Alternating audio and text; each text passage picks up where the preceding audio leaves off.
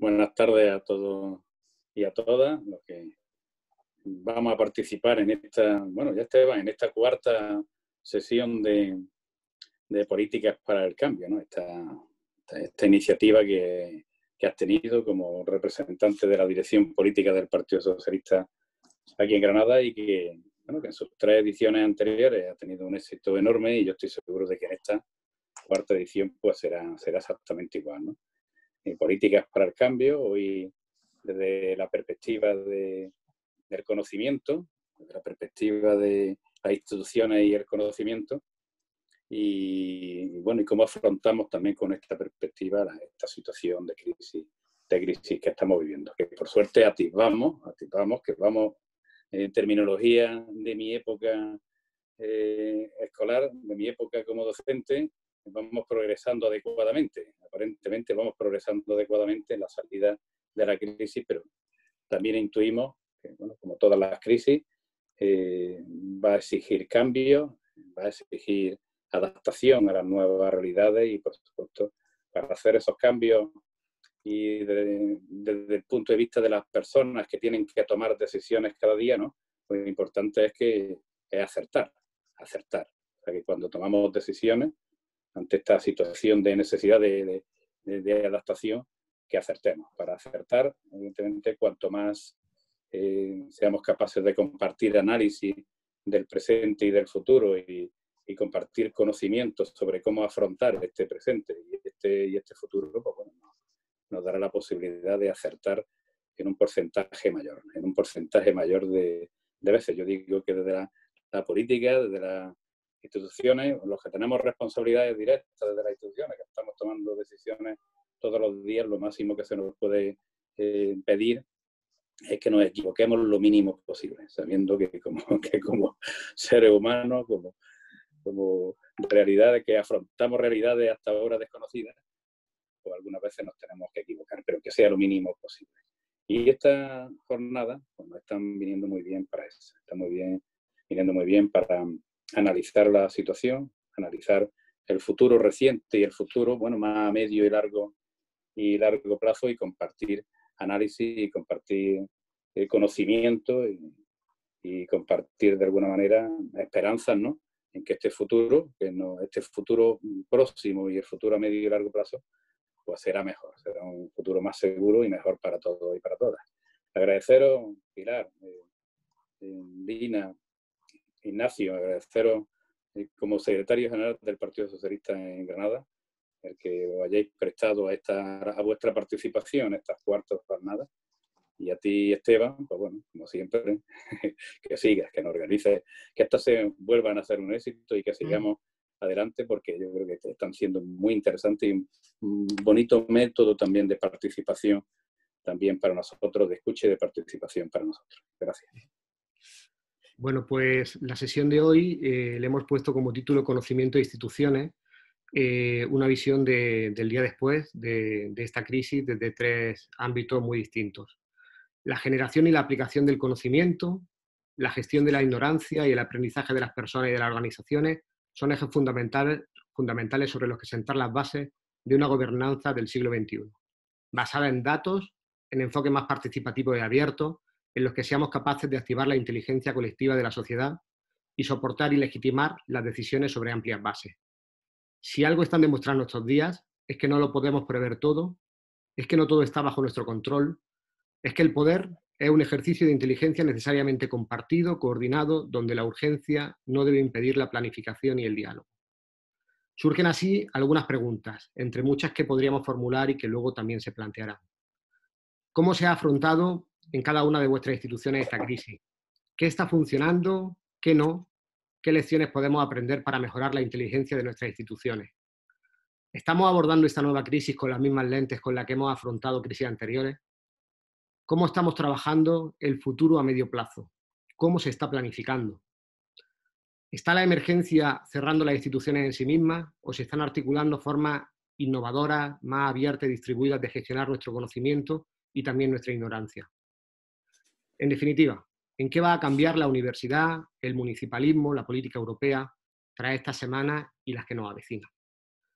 Así, para abordar esta y otras cuestiones, contamos hoy con 3 personas de excepcional trayectoria, a las que agradecemos todo el que esta tarde quieran compartir un rato con nosotros.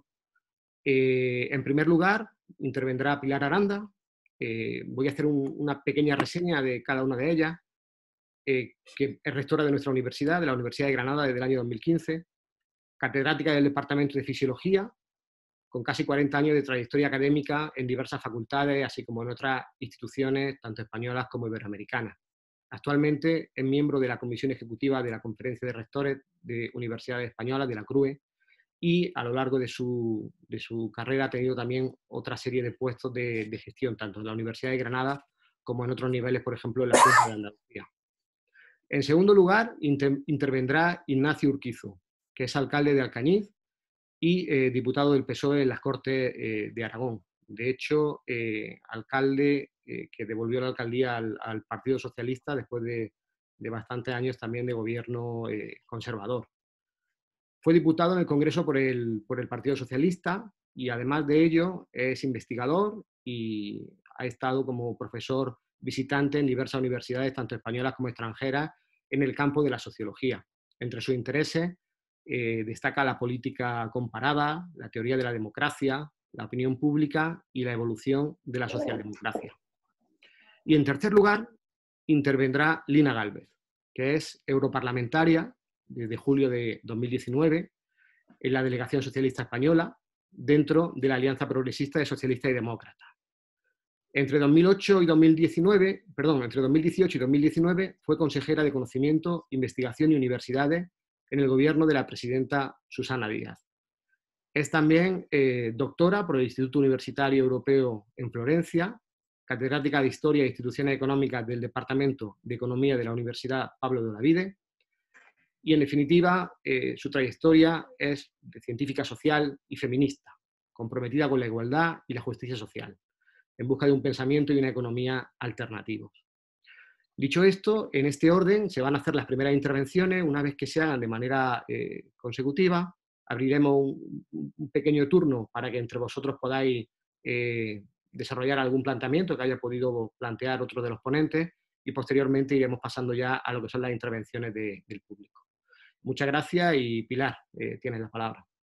Muchas gracias, Esteban, y muchas gracias, Pepe, y por haber organizado este ciclo extraordinario y por haberme invitado a participar y encantada de poder compartir con Lina y con Ignacio estas reflexiones, ¿no? Y este análisis importante para políticas futuras. Bien, mirar, la universidad a lo largo de su historia, digamos, se ha ido adaptando.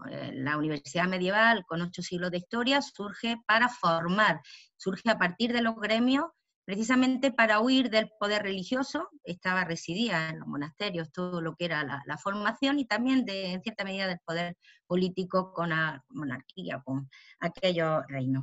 Esa universidad formadora que nace en Bolonia, pues no es hasta el siglo XIX cuando se transforma, podemos decir que asume otra nueva función, que es la función investigadora, generar conocimiento.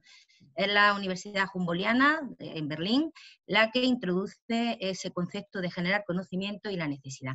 Bien, son muchos siglos desde que se crea con esa idea formadora hasta que se adquiere otra función, pero es que además a lo largo de esos siglos ha pasado por muchas vicisitudes. Concretamente en las épocas absolutistas, cuando se crean las academias, es cuando cae el poder de la universidad. Y entonces son las academias distintas las que adquieren fuerza, las que adquieren fortaleza a la hora de generar conocimiento, ¿no? Con la caída. Las universidades también han estado siempre pretendiendo mantener una autonomía de ese poder religioso y de ese poder político, sobre todo de reyes, ¿no? Imaginaos en la época absolutista, bueno, pues es ahí donde surgen esas academias para enfrentarse a ese poder. Esto siempre ha sido así. Por tanto, ya función formadora, función de generar el conocimiento. Pero hace un siglo, con la revuelta de los estudiantes de la Universidad de Córdoba en Argentina, pues surgió la idea de que la universidad se tenía que abrir a la sociedad. Y entonces con esa reforma que se llama la Reforma de Córdoba es cuando surge el concepto de extensión universitaria. En un concepto muy amplio que no solo es cultural, sino que es que ese conocimiento que está en las aulas, en los laboratorios, en las bibliotecas, vaya y transfiera a la sociedad para aportar un conocimiento que permita hacer una serie de transformaciones. Transformaciones evidentemente siempre sociales y buscando pues una mayor justicia, una mayor equidad, una mayor igualdad, sociedades más inclusivas.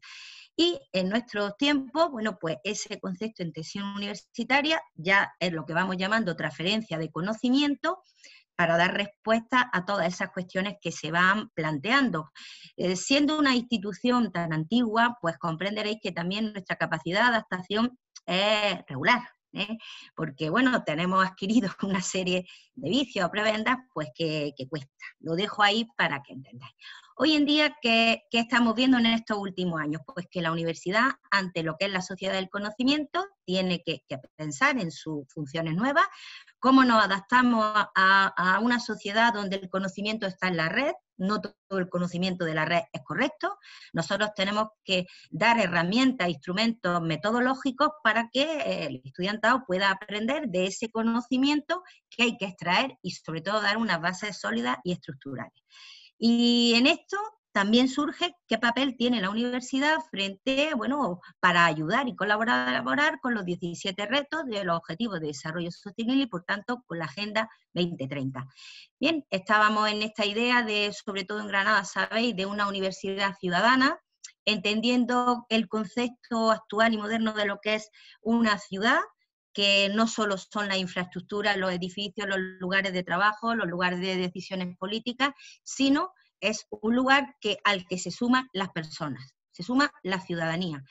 Personas formadas, con capacidad crítica, que votan, que tienen una ideología, que piensan, etcétera. Y es entonces ese modelo ciudadano, edificios, infraestructura, etcétera, junto a las personas, lo que configura el concepto actual de ciudad. Bien, ¿qué quiere la universidad? Ser una universidad ciudadana, que a través de su transmisión de conocimiento, de su generación de conocimiento, ayude a formar personas para ejercer una profesión, pero sobre todo a formar esas personas críticas que tienen ese concepto de ciudadanía, que están siendo ciudadanía. Además, la universidad per se, por su propia responsabilidad social y su sostenibilidad, pues tiene que aportar un conocimiento en temas de igualdad, de inclusión, de sostenibilidad ambiental, de reparto, conceptos socioeconómicos, sociológicos, etc. Bien, así estábamos y fijaros, 8 siglos siendo universidades eminentemente presenciales y rápidamente, en 24 horas, tenemos que pasar a ser universidades necesariamente virtuales. Bien, no tenemos vocación de ser universidades virtuales porque, bueno, nosotros nos gusta relacionarnos, nos gusta esa ósmosis de la ciencia, esa transmisión, ese compartir, ese mostrar nuestras sensaciones, esa manera de relacionarnos donde, bueno, pues hay discusiones, etcétera, y por tanto todos las universidades presenciales somos presenciales, pero hemos tenido que adaptarnos rápidamente a unos cambios para los que realmente pues no estábamos preparados ni lo teníamos visto.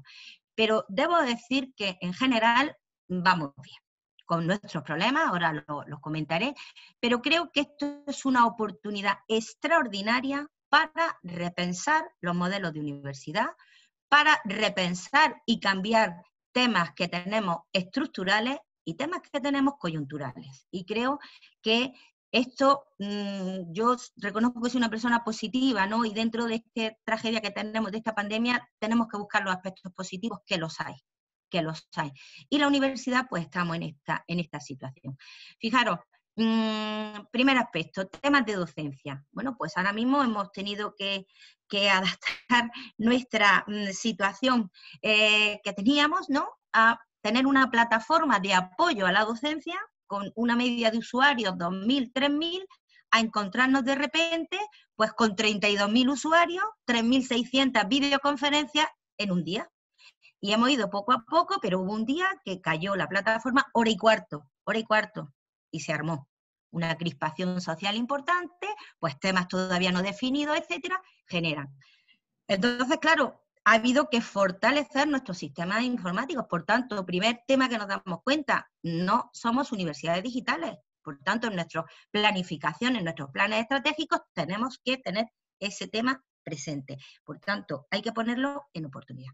¿Qué nos está permitiendo? Pues mira, nos está permitiendo ahora mismo continuar con una docencia donde hoy hablaba con los directores de departamento y bueno, es gente que se ve más cercano al estudiante.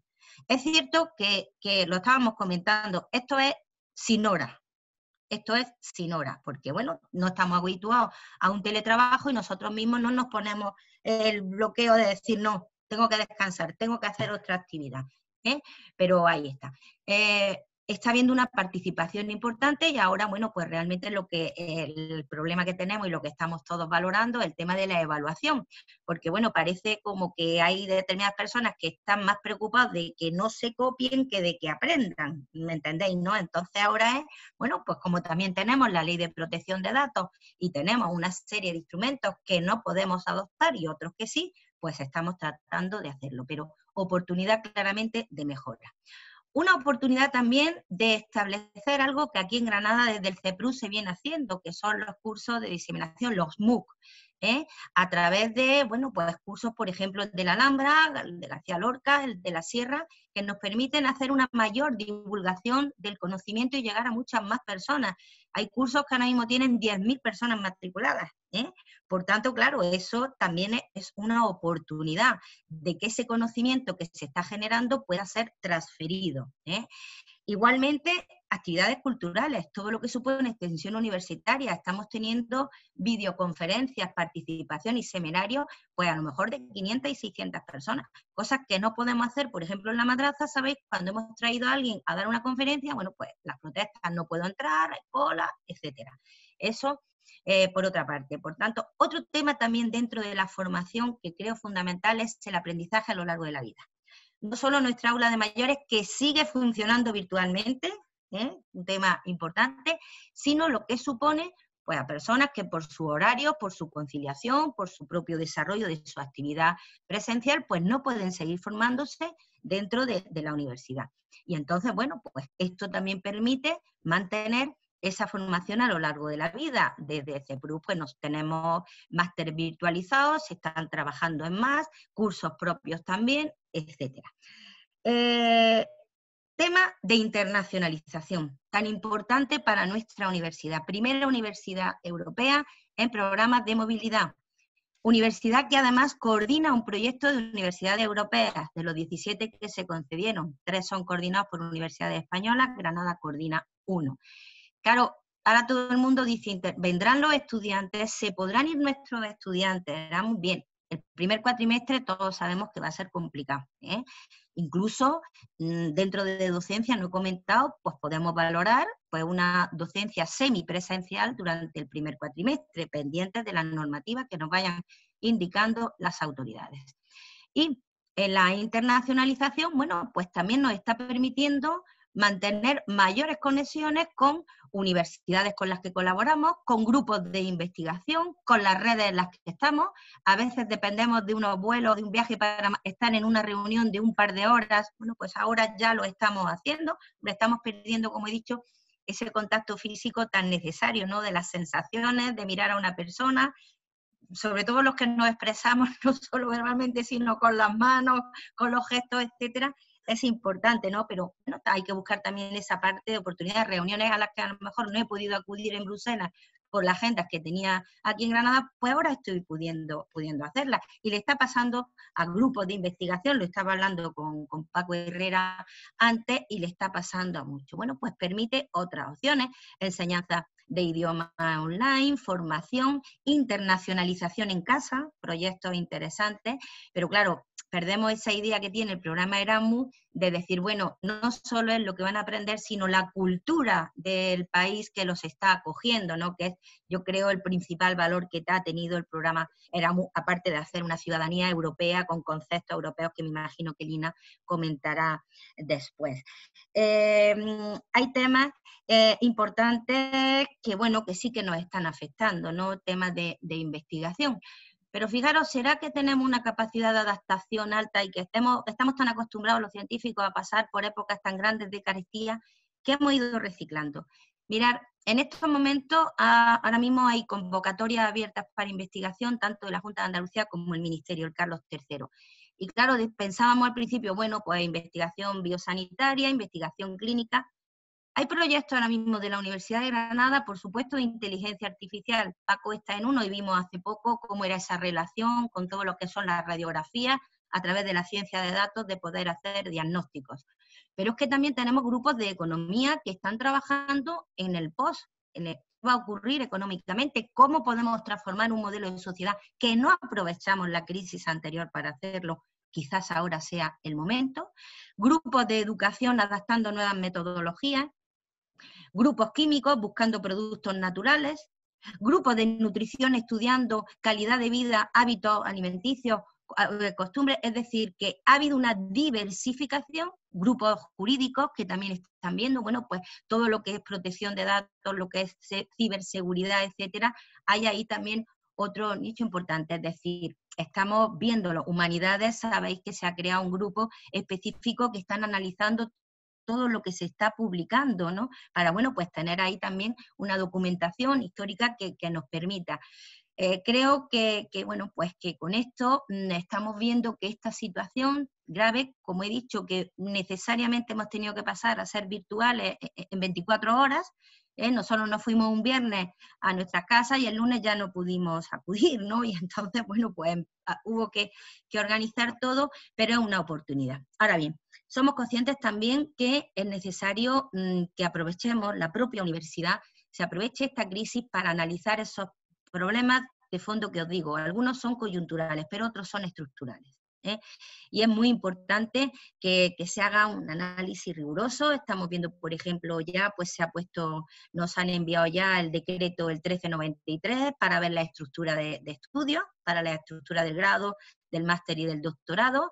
Estamos pendientes de todo que vendrá sobre el profesorado, y yo misma estoy participando en una mini comisión que se ha creado para estudiar el de estructura de centros y departamentos. Yo creo que la crisis, que todo esto, las nuevas tecnologías deben de servirnos para una reflexión y para ver nuestros modelos, cómo están y adaptarlos. Nosotros tenemos que estar al servicio de la sociedad, ayudar a esa transformación social, a la innovación social y también a lo que estábamos hablando antes de empezar ya formalmente, a eliminar la brecha digital. Fundamental. No puede ser que hoy en día con esta situación, por ejemplo, se está viendo lo que significa la brecha digital. Nosotros hemos tenido que poner en marcha programas de préstamos de ordenadores, de adquirir tarjetas, de llevar, pues porque claro, tenemos todavía estudiantes, fijaros, y son estudiantes, algunos de máster, que bueno, pues están en su casa, no tienen una red, en fin, que son temas, una brecha digital que me imagino que Ignacio a nivel municipal pues podrá decir más. Yo evidentemente me muevo en un ámbito cultural muy avanzado, socialmente también, donde bueno, hay una familiaridad con nuevas tecnologías, pero con todo con eso tenemos profesorado, pues que algunos no habían entrado nunca en Prado, y ha tenido que aprender rápidamente. Creo, por tanto, que esto debe ser una oportunidad, no solo de reflexión, sino de práctica, de cambiar modelos, de cambiar estructuras y que realmente la universidad sea más social, más abierta, más cercana y más atenta a esos temas inmediatos, cotidianos a veces, que son los que realmente van a interesar, sobre todo de cambio a esa sostenibilidad, a esa Agenda 2030, y nuestra misión principal es no solo formar profesionales, eso es un compromiso social, sino el compromiso ético que tenemos que tener, que es formar personas críticas que ayuden a la sostenibilidad de la especie humana en este planeta. Esto era un poco lo que quería comentar inicialmente. Gracias. Muchas gracias, Pilar. Ignacio, adelante. Vale, muchas gracias. Yo, bueno, igual que Pilar, en comenzar agradeciendo al PSOE de Granada la organización de esta charla, y la verdad es que yo estoy muy contento, siempre lo digo, cada vez que invitan a una cosa de estas, poder estar compartiendo el mismo espacio con Pilar y con Lina, porque aunque estoy en política, creo que nos pasa a todos que nos dedicamos esto un tiempo. En el fondo, a mí me gusta mucho la universidad y estar rodeado hoy pues, de académicas es un placer, y poder hablar con ellas, pues, en fin, os lo agradezco enormemente o doble la organización y que me hayáis dado esta posibilidad. Yo la intervención, siguiendo un poco las pautas que nos habías dado, Esteban, era una mezcla de para qué podía servir la ciencia y el conocimiento en esta crisis y qué es lo que hemos ido aprendiendo también en la gestión de esta situación, aquellos que hemos tenido que ir tomando decisiones y cómo nos hemos ido apoyando, en el conocimiento y en las dificultades que íbamos teniendo, ¿no? Entonces, yo el punto de partida, porque es verdad que llevamos mes y medio confinado, pero parece que la percepción sea que llevemos 10 años en nuestras casas, es decir, que se está haciendo un poco largo, pues se nos olvida la perspectiva de que estamos en medio de una crisis cuando llevábamos prácticamente 10 años hablando de crisis, de muchas crisis. De la crisis de la socialdemocracia, de la crisis política, de la crisis económica, de la crisis social. Es decir, vivimos una sociedad que lleva prácticamente en crisis una década, una crisis además que en el fondo está muy vinculada a la idea de cambio, es decir, que en el fondo lo que sucede es que estaban cambiando muchas cosas en nuestra sociedad, especialmente desde el punto de la tecnología, que está afectando al resto de dimensiones, y de repente aparece una crisis sanitaria que creo que no había previsto nadie. O en todo caso, si alguien había previsto, había sido el cine, la cultura, el arte, pero no estaba dentro de, digamos, de las previsiones políticas, económicas con las que estaban funcionando muchísimos gobiernos, o por lo menos de esta dimensión. Es verdad que hay una crisis difícil de prever por alguna razón, y es que su dimensión es comparable a la de 1918, como fue o también es una crisis, digamos, en sus consecuencias similares a lo que pudo haber sido en su día la Guerra Civil Española. Únicamente la diferencia es que nos enfrentamos a esta crisis con $30.000 de renta per cápita y entonces nos enfrentamos pues, seguramente con $4.000 o $5.000 de renta per cápita. Y no es lo mismo hacer una crisis de esas dimensiones con una riqueza como la que tenemos que como la que teníamos entonces, ¿no? Y lo cuento como anécdota en una comparación porque al principio de todo, cuando empezó esto, vino a verme al ayuntamiento Gervasio Sánchez, que imagino que conoceréis. Gervasio ha sido corresponsal de guerra, ha estado en los principales conflictos bélicos del mundo y me decía, bueno, Ignacio, es verdad que aquí no hay bombardeos, pero muchas de las cosas que estoy viendo es lo que he visto en otros países en guerra. La gente está en sus casas, como estamos ahora mismo todos, está muriendo la gente, como sucede en cualquier conflicto bélico. Yo voy vestido como voy vestido en un conflicto bélico, uso la misma ropa, las mismas botas. Cuando llego a casa hago lo mismo que hacía cuando llegaba a un hotel en Siria o estaba en Irak. Es decir, hago lo mismo, medidas de seguridad, de higiene. Por lo tanto, hay cosas que me suenan a conflictos que he vivido en otros lugares. De hecho, está haciendo una serie muy interesante en Heraldo de Aragón comparando los conflictos que él había vivido y lo que está siendo esta pandemia, ¿no? Así que seguramente la dimensión de lo que ha sucedido era imprevisible. Por eso, la reacción de las instituciones, de todas, de las políticas, de las económicas, yo creo que han sido razonablemente buenas en el sentido de que hemos actuado en unas circunstancias pues complejas y con un conjunto de límites de los que a veces tampoco somos conscientes, ¿no? Es decir, que yo sí que estoy bastante satisfecho con la reacción en general de todo el mundo, dadas las circunstancias en las cuales nos estábamos moviendo. Y es verdad que en esto, en esta situación, y creo que también es objeto de este debate, por eso lo habéis planteado, cuando empezaba a pensar sobre ello me acordé del mítico texto, ya un clásico, de Max Weber cuando habla del político y el científico. Porque de repente había una especie de dicotomía sobre el papel que tenían que jugar los políticos y los científicos en esta crisis. Y revisando las notas que tenía sobre estos textos, recordaba que uno de los elementos que distinguía, cuando yo se enseñaba a mis alumnos en la facultad, la gran diferencia que había siempre entre un científico y un político, es que los científicos se dedicaban a conocer cómo era la sociedad, la realidad en todas sus dimensiones, mientras que el político suele elegir una dimensión de la realidad y defenderla hasta el final. De tal forma que mientras uno refleja siempre la pluralidad, los filósofos hablan de la pluralidad de valores, de la pluralidad en la cual tiene que ser construida la realidad, mientras que los políticos deciden un modelo de sociedad y es sobre el que ellos están todo el día defendiendo y poniendo sobre la mesa. Y esa es la gran diferencia, de tal forma que muchas veces los científicos ofrecen todo un abanico de posibilidades y el político tiene que elegir. Y tiene que elegir en función de un conjunto de criterios, de los intereses que están en juego, de sus valores, de sus principios, de la gente a la que representa.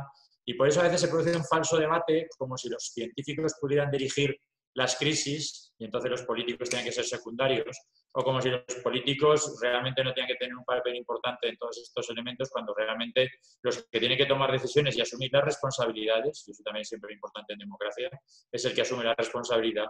Siempre es el político frente a que el científico su único trabajo es exponer de forma analítica el diagnóstico y las posibles soluciones, porque siempre suelen ser varias. Si algo se observa en la ciencia, es que no hay una única respuesta, suele haber varias respuestas a una misma pregunta. Por eso, la primera parte de lo que quería hablar es que, en el fondo, la ciencia nos es útil en la gestión de las crisis y nos es útil por algunas razones. Primero, porque es verdad que la ciencia, si por algo se caracteriza, es por la rigurosidad. Un científico, si algo tiene que hacer, es exponer siempre de forma clara de dónde proceden sus datos, cuáles son sus fuentes, cuál es la literatura que ha abordado esas cuestiones, cuál es la pregunta que quiere resolver.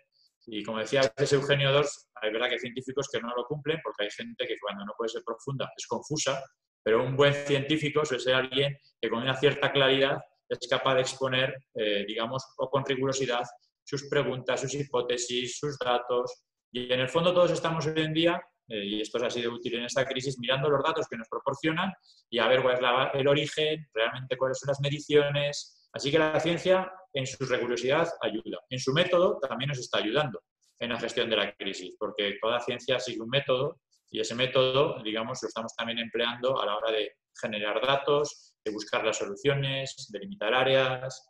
La ciencia, además, se caracteriza por el debate, es decir, que si algo producen los científicos estamos todo el día es discutiendo sobre las diferentes respuestas que tenemos a una misma pregunta, ya que no existen, como digo, una misma respuesta. Los científicos sociales nos hemos pasado décadas hablando de por qué hay democracias en el mundo, y cada uno tiene una respuesta distinta al origen de la democracia. Pues también los científicos sociales estaban muchísimo tiempo hablando sobre el origen del crecimiento económico y creo que lo explica siendo que no hay una única respuesta. Y eso es lo que puede ir haciendo la ciencia, generar ese debate, esa rigurosidad, ese conocimiento para la gestión. Pero también es verdad que la ciencia no es perfecta y la ciencia también tiene algunos problemas. En primer lugar, que no siempre tiene respuestas y lo estamos viendo ahora. No tiene respuestas para curar este virus. No existen ni los fármacos ni las vacunas. Existirán en el futuro, pero no en el presente. De tal forma que tampoco la ciencia es infalible. También tiene alguna dificultad y, como digo, que no siempre tiene respuestas. Y en segundo lugar, sus respuestas generalmente son probabilísticas. Y eso también se nos olvida. Cualquier respuesta que dé un científico no es al 100% segura. Generalmente, cuanto más dura es la ciencia, es decir, cuanto más se aproxima a disciplinas como la biología, o la medicina, los umbrales de confianza y porcentaje siempre van al 99%. Pero cuando uno va descendiendo a otro tipo de ciencias, las sociales, pues nosotros a veces con una probabilidad del 90% nos conformamos y vemos que ya es significativo y creemos que ya la respuesta es posible. Quiere decir que a veces nos olvidamos que la ciencia se basa en probabilidades. Y cuando se basa algo en probabilidades significa que puede suceder o puede no suceder. Y dependerá de porcentajes, de tal forma que la ciencia tampoco es infalible en sus respuestas, incluso en la gestión de las crisis, y como estamos viendo ahora, pues no tienen ni siquiera la respuesta a la curación del virus por ahora. La tendrá, pero por ahora no.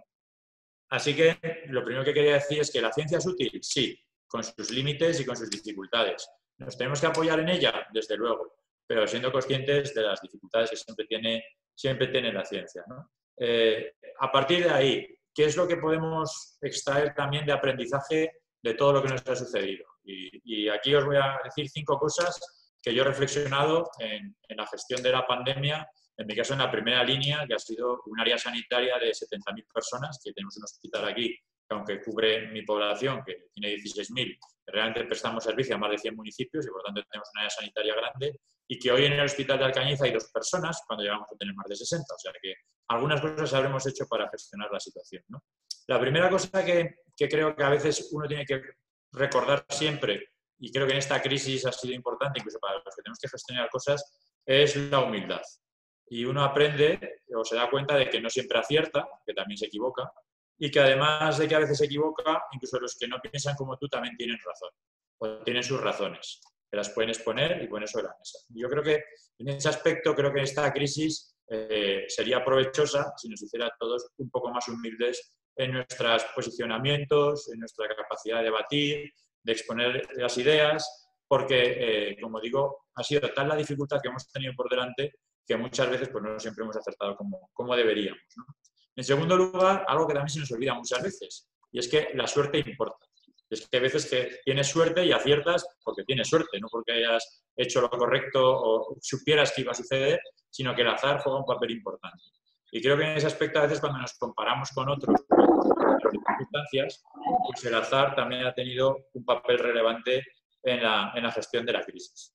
En tercer lugar, y esto está relacionado con el azar, es que es verdad que has estado muy bien anticiparte, pero a veces te has anticipado por razones de suerte y al mismo tiempo también te has anticipado casi, digamos, o la anticipación está a veces sobrevalorada porque no es importante anticiparte 5 días antes, aunque lo hagas en el minuto antes es suficiente.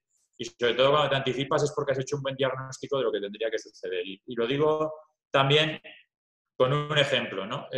Yo recuerdo cuando antes de que se declarara estado de alerta o alarma, que fue un sábado, el presidente del Gobierno de Aragón nos reunió a los 10 alcaldes más importantes de Aragón. Alcañiz está entre las poblaciones más grandes de Aragón y nos llamó a una reunión y nos dijo básicamente: no sabemos a lo que nos enfrentamos, no sabemos lo que está por delante, pero prepararos para la situación. Vamos a ir coordinados, vamos a intentar ir todos de la mano, es importante que las respuestas pues, sean comunes y vamos a poner sobre la mesa todas las dificultades, ¿no? Y de allí, pues yo expuse la situación que tenía el día siguiente, no digamos en una semana, sino el día siguiente, que era como las universidades estaban cerrando, todos los estudiantes de Alcañiz que están en Zaragoza, Madrid, Barcelona, Valencia, iban a volver al día siguiente porque la universidad se cerraba y además estaba convocado un conjunto de cenas del instituto donde habría pues 700, 800 jóvenes de toda la comarca y todos que venían de fuera, convocadas en discotecas, bares, restaurantes. Así que iba a ser un cóctel explosivo de gente que venía de las grandes ciudades, que venía aquí y eran todos jóvenes que podían traer seguramente, como sucedió en algún caso, el virus y expandirlo por toda la ciudad y cuando esos chicos fueran a sus casas lo llevarían a sus familias y ya implosionaba. Bueno, pues lo que hicimos, o lo que le dije al presidente, bueno, ¿yo qué hago para cerrar los bares y las discotecas? Y pues no sé, porque no tienes ninguna ley que te permita cerrar nada, tú haz lo que puedas. Y a base de diálogo fuimos haciendo las cosas. Nos anticipamos un minuto antes, no más, y lo hicimos seguramente por azar, porque vimos que la situación era difícil y fue una reacción, no sé si en caliente, pero casi. Así que a veces no hace falta tener planificado el mundo a 10 años. Si es cuestión de que en el minuto antes seas capaz de tomar la decisión acertada y poder ir, digamos, en función al análisis que has hecho en una buena dirección. La cuarta cosa que hemos aprendido, creo, desde esta crisis es que las soluciones tienen que ser acompañadas siempre de un buen diagnóstico y con una buena capacidad de análisis. Y lo digo porque a veces es verdad que es importante la creatividad y ser imaginativos, pero la capacidad de diagnóstico y de análisis siempre suele ser mucho más útil que la capacidad de la creatividad en situaciones o en estos contextos, ¿no? Es decir, que al final todo se basaba en distancia, en higiene, en limpieza, es decir, que las medidas que uno iba tomando, lo primero que hicimos era desinfectar la ciudad, pero prácticamente al día siguiente, apoyado por técnicos para saber cuál era el producto que teníamos que usar, que eran cosas sencillas, agua con lejía, y métodos muy poco sofisticados. Al final, cuando venían los de la UME, llevaban un paño y un pulverizador, no hacía falta llevar máquinas de ozono, con un pulverizador de toda la vida y un paño se limpiaba muy bien todo. Entonces, a veces nos dejamos llevar por esto de innovación y al final lo que hay detrás es capacidad de analizar qué es lo que nos está pasando y poner la solución sobre la mesa, que a veces son más sencillas de las que creemos, ¿no? Por eso creo que la capacidad de análisis en las soluciones es fundamental. Otras cosas son importantes, pero la capacidad analítica. Y finalmente, la quinta cosa. Creo que una cosa que también hemos aprendido es que nos conocíamos muy poco a nosotros mismos y entre nosotros. Creo que si algo hace las crisis generalmente es ponernos un espejo para vernos. Y de repente empezamos a descubrir cosas que no habíamos visto antes. Es decir, que empezamos a darnos cuenta de cómo somos, quizá por la velocidad de los acontecimientos, porque cuando todo va bien estamos en otras cosas, pero que en las crisis nos permite, creo que, conocernos un poco más, ¿no? Y hay miles de ejemplos. El otro día hablaba con un amigo periodista que me decía, después de llevar, no sé, 7 años viviendo en mi bloque de pisos, acabo de descubrir que soy vecino de Carmen Machi, que me asomaba al balcón y estaba al lado. Y mira que llevaba tiempo allí. Es decir, que nos estamos descubriendo a nosotros mismos, estamos descubriendo todas nuestras posibilidades. Es decir, estamos descubriendo las nuevas tecnologías, lo útiles que podían ser. Y lo ponía siempre como un ejemplo de una cosa que estudié hace poco en El País. España estaba a la cola del teletrabajo con el 7% según la Organización Internacional del Trabajo. Hoy en día, según las encuestas que se hacen, estamos en el 46% de teletrabajo. que son las cifras de los países nórdicos. Por lo tanto, el único impedimento para ser nórdicos a veces es que nos comportemos como ellos. Es decir, que siempre apelamos a variaciones culturales y estructurales cuando en el fondo es una razón de voluntad, de que queramos ser como ellos. Y en el teletrabajo se ha demostrado que teníamos la capacidad para hacerlo, teníamos la tecnología, con todos los límites de brechas digitales, pero que sí que podíamos tener porcentajes como en otros lugares. Creo que también hay un gran desconocimiento, y en eso hemos estado algunos empeñados estas semanas, respecto al mundo rural, y que sigue todavía produciéndose. No entiendo que si al final, si somos analíticos, lo que hay que mirar es cada área sanitaria, ver cómo están las cifras del control de la pandemia, y en función a las cifras y a los datos que hay del control de la pandemia, y tomando decisiones de la desescalada en función a un conjunto de protocolos que permita mantener la distancia social, la limpieza y la higiene. Es decir, si es análisis puro, ciencia, conocimiento aplicado a la política. Pues no entiendo cómo no son capaces a veces de seguir entendiendo que esos parámetros no son iguales en todos los sitios, que este país es muy plural, que hay lugares donde se puede aplicar de una manera y otros de otra. O sea, que sigue habiendo un profundo desconocimiento de nuestro país y sigue habiendo una mirada demasiado centralista. En esto creo que sí que no estamos aprendiendo todavía con la crisis a observar nuestro país en esa pluralidad. Y también otra cosa que creo que hemos aprendido, digo, que a mirarnos a nosotros mismos, y también me ha sorprendido. Además de alcalde, soy el portavoz de Educación en las Cortes de Aragón, o sea que me dedico también a los temas educativos en Aragón. Y me ha llamado la atención cómo la gente ha descubierto que la comunidad educativa también está formada por los padres. Que hay mucha gente que pensaba que la comunidad educativa eran profesores y alumnos. Y ahora se han dado cuenta que los padres también tienen un papel importante en la educación, porque como estamos confinados, pues tienen más tareas que de normal.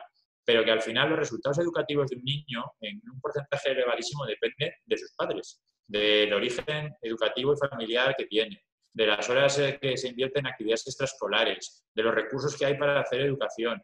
Eso que sabíamos en la sociología de la educación y que lo sabíamos los científicos, pues ahora lo sabe todo el mundo porque ha visto que cuando se quedan los niños en casa, los padres y la comunidad educativa importan a la hora de la educación de los hijos. Así que, viendo las cosas en positivo, pues creo que también ha sido un buen aprendizaje para todos, o para vernos a nosotros mismos toda esta etapa de crisis, habernos puesto el espejo, ¿no? Bueno, este es el conjunto de ideas que quería compartir. Como digo, también sujeto a preguntas, debates, lo que queráis, y ya sin más paso la palabra a Lina, que será muy interesante todo lo que nos tiene que contar. Bueno, pues voy yo ya. Bueno, pues nada, saludaros, muy buenas tardes. La verdad es que encantadísima de estar con los compañeros de Granada, también con Pilar, por supuesto, con nuestra rectora. La última vez que nos vimos fue allí en Granada en otoño, también a Pepe, también a Sandra, a Esteban, a varios, nos vimos allí en el acto que tuvimos con el ministro Pedro Duque y con Jean-Henri Paquet, el director general de investigación de la Comisión Europea, que fue el primer acto que se hizo en un país miembro de la Unión Europea sobre esta nueva idea de emisiones, que luego, si tengo tiempo, comentaré un poquito, ¿no? Porque tiene mucho que ver con esta participación ciudadana en la generación de conocimiento y en la ciencia, con esta ciencia útil, ¿no? Y bueno, a Ignacio, la última vez que nos vimos fue aquí en Sevilla, en un acto en el Ateneo de Sevilla con el Joint Research Center, con precisamente también una institución europea. Así que nada, encantado de estar otra vez también con vosotros. Bueno, a mí me toca entonces hablar un poquito más del tema europeo, ¿no? Y quisiera empezar, bueno, haciendo una cosa que a muchos dirá, vaya tela esta lo que va a decir, que es una obviedad, pero que yo creo que todo el mundo no lo tiene claro y sobre todo ahora que la Unión Europea está en la diana, que el proyecto europeo está tan en cuestión, sobre todo por la respuesta inicial a esta crisis, por la respuesta ya insuficiente y bastante insolidaria de la crisis anterior, pero sobre todo también por, digamos, una cierta lentitud, insolidaridad en la respuesta inicial a esta crisis. Sí que deciros, bueno, que yo, como sabéis, bueno, pues soy miembro del Parlamento Europeo, pero que hay además otras dos instituciones, una que podemos decir es el Gobierno, que es la Comisión, pero también está el Consejo Europeo. Y muchas veces digamos, la paralización de muchos proyectos europeos, ¿no? y de avance de este proyecto europeo vienen precisamente de la mano del Consejo. Y entonces a mí sí que me gustaría distinguir, porque la Comisión ha sido lenta, y ahora lo diré, pero por ejemplo en los temas de ciencia y en otras cosas ha sido bastante rápida. Y realmente donde ha habido una cierta paralización ha sido principalmente en el Consejo, y tampoco hay que echarse las manos a la cabeza, porque el Consejo en realidad son los países miembros, cada uno en situaciones diferentes, en muchos casos con realidades institucionales, especialización sectorial, pirámides poblacionales muy diferentes, con cuadros macroeconómicos también diferentes, con gobiernos de signos políticos también muy distintos, y muchos de ellos muy escorados hacia la derecha, incluso hacia la extrema derecha, ¿no? Con gobiernos también populistas, con gobiernos muy nacionalistas, por ejemplo, en el caso de Hungría o en el caso de Polonia, y que por tanto hubo otros, por ejemplo, hemos criticado mucho a Holanda, pero Holanda, bueno, pues el propio gobierno holandés tenía miedo precisamente a dejar espacio a la extrema derecha, ¿no? Si tenía una reacción más europea y menos nacionalista, ¿no? Por tanto, que tengamos cuenta de que la Unión Europea en ese sentido no es un Estado, ¿vale? Y por tanto, las respuestas también no son tan eficaces, y todavía queda mucho espacio por avanzar digamos, en el proyecto europeo, o en una mayor unión, sobre todo en el ámbito económico, sobre todo en el ámbito de la eurozona, ¿no? En el que todavía, bueno, pues no tenemos una hacienda europea, y tenemos un Banco Central Europeo que no hace las veces como otros bancos centrales. Bueno, dicho esto, tenemos esta Unión Europea con estas, bueno, hay más instituciones, ¿no? Pero con estas tres grandes instituciones, ¿no? Que se vigilan continuamente, que colaboran, pero también se vigilan continuamente. Y bueno, pues ¿en qué estábamos antes de que llegara esta crisis? Pues estábamos iniciando un nuevo mandato. Hasta prácticamente enero no hemos tenido a la Comisión Europea, al Gobierno, trabajando. ¿Y en qué se estaba trabajando? Principalmente en prepararnos para esta doble transición que tenemos que hacer, la transición verde, el famoso European Green Deal, ¿no? Aunque más que un deal, que significa acuerdo, es más un gran plan de inversiones, que sí que se van a cambiar muchas cosas, pero yo creo que todavía faltaba ese pacto realmente con la ciudadanía para que todos lo viviéramos en la misma dirección, y la transición digital, ¿no? Y gracias en parte a que, bueno, pues la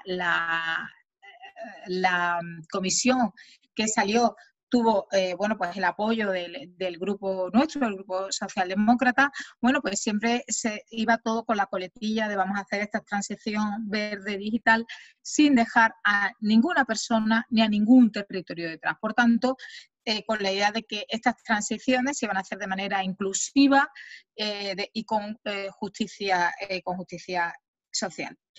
Pero este era el discurso, ¿no? Y estos eran parte los planes, ¿no? Pero ¿en qué se basaban también? ¿En qué se sustentaban esos planes? ¿O en qué no se sustentaban esos planes? Bueno, pues se sustentaban en una realidad económica que desde mi punto de vista, nuestro punto de vista, pues todavía bastante cicatera, ¿no? Estábamos justo discutiendo si el marco financiero plurianual, que es el presupuesto para los próximos 7 años, pues iba a ser un 1%, si va a ser un 1,1%, o lo que se pedía máximo por parte del Parlamento Europeo, que fuera 1,3% del PIB europeo. Pensad que el presupuesto federal de los Estados Unidos está en torno al 20%, ¿no? Para que veáis un poquito la diferencia, y por tanto también la capacidad de acción que se tiene o no se tiene con un presupuesto que, si bien es un presupuesto obviamente de una cuantía considerable, pero que en términos de porcentaje del PIB pues sigue siendo bastante pequeño, ¿no? Entonces, bueno, teníamos ahí esa cicatería, ¿no? De alguna manera, y también siempre las manos atadas o sujetas, ¿no? A esa ortodoxia económica que sigue predominando digamos, en todas las instituciones europeas, también pilar rectora en las facultades de economía, que se sigue explicando una economía que es una economía predatoria con nuestro medio ambiente, que no tiene en cuenta principalmente el bienestar de las personas, y que, bueno, pues que está pensada para sostener un modelo económico de la economía de mercado, ¿no? Esta adición al PIB que de alguna manera no casa del todo con esos objetivos de transición verde, transición ecológica, de transición justa, de no dejar a nadie detrás, porque lo que tenemos y lo que ha ido desarrollando este modelo económico en los últimos años es un incremento de las desigualdades, económicas, que además durante la anterior crisis, que es una crisis que se resolvió mal, que se resolvió con una austeridad, como muy bien sabemos todos nosotros, muy dañina, y que aumentó todavía aún más las desigualdades. Pero bueno, como había una cierta balanza, pues mientras hay una cierta balanza, la bicicleta no se para, ¿no? Va, digamos, repartiendo un cierto bienestar, y a pesar de la insostenibilidad de toda esta política económica, de todo este modelo económico, pues la bicicleta seguía. Podemos pensar en una bicicleta tipo el carro de Ben-Hur, ¿no? Con los de estos a los lados, ¿no? Que va destruyendo un poco también a medida que va avanzando, o que va destruyendo a los de al lado. Y en esta cierta contradicción, ¿no? Con muy buenos objetivos, con muy buenas intenciones, pero con una política económica que no va acorde, o por lo menos que es un poco contradictoria con todo esto, pues nos llega esta crisis del coronavirus, ¿no? ¿Y cuál es la respuesta, no? Bueno, luego diré que, por ejemplo, en algunos ámbitos las instituciones europeas, la Unión Europea, la Comisión, perdón, también en gran parte del Consejo, y también con el apoyo del Parlamento, la respuesta, por ejemplo, ha sido rápida, como luego diré en temas, por ejemplo, de ciencia, pero al principio la respuesta no es una respuesta rápida, es una respuesta insolidaria. Nada más que hay que ver los resultados, por ejemplo, de apoyo al proyecto europeo de algunos países, especialmente Italia, que se ha convertido, digamos, en uno de los países donde, bueno, pues ahora mismo hay más antieuropeísmo, y que Italia no es cualquier país, no solamente uno de los socios fundadores, sino que es una de las principales economías de la zona euro. Por tanto, muy peligroso esta desafección del proyecto europeo que están teniendo los italianos, pero bueno, no, es que hay que recordar que es que no se le hubo, bueno, pues una respuesta bastante insolidaria por parte de otros países miembros y por parte del conjunto de los países de la Unión. Ya he dicho antes que, bueno, que estas respuestas insolidarias en algún momento incluso pueden tener su cierta explicación de, bueno, es que yo tengo movimientos nacionalistas, movimientos de extrema derecha en mi país, y por tanto es una manera también de acallarlos, pero claro, al final nos estaban dando cuenta de que el problema era muy general, pero un problema demasiado grande para que los Estados miembros hagan frente a ese problema de manera individual, y por tanto, bueno, pues como digo, la respuesta al principio pues no fue la mejor de las respuestas. De hecho, a mí no había día que no me escribiera algún familiar, algún amigo que dijera: yo ya me borro de Europa, yo ya no tengo nada que ver con esto. O sea, se estaba generando realmente un sentimiento antieuropeo y en parte un poco gratuito, ¿no? Entonces, bueno, la institución, la comisión ahí fue un poco lenta, ¿no? De hecho, la propia Ursula von der Leyen, la presidenta de la comisión, ha pedido disculpas, por ejemplo, a los italianos por esa respuesta lenta de un primer momento. El Parlamento sí que, una vez que pudimos solucionar también los aspectos técnicos, es verdad que ha sido prácticamente una semana en la que no hemos estado conectados. A partir de la siguiente semana ya nos pusimos, como bien habla Pilar y otros colegas de la universidad, que nos hemos puesto las pilas todos, y ahora mismo tenemos, pues ya allí las jornadas eran insoportablemente largas, pues ahora ya ni os cuento, ¿no? Con esta dificultad ya de hacer compartimentos estancos y este problema que tiene el teletrabajo, ¿no? Que al final lo ocupa absolutamente todo, y que no sabemos poner estas diferencias entre bueno, pues en nuestra vida privada y nuestra vida profesional en este caso, ¿no? Pero bueno, al final yo creo que sí que se le ha visto las orejas al lobo.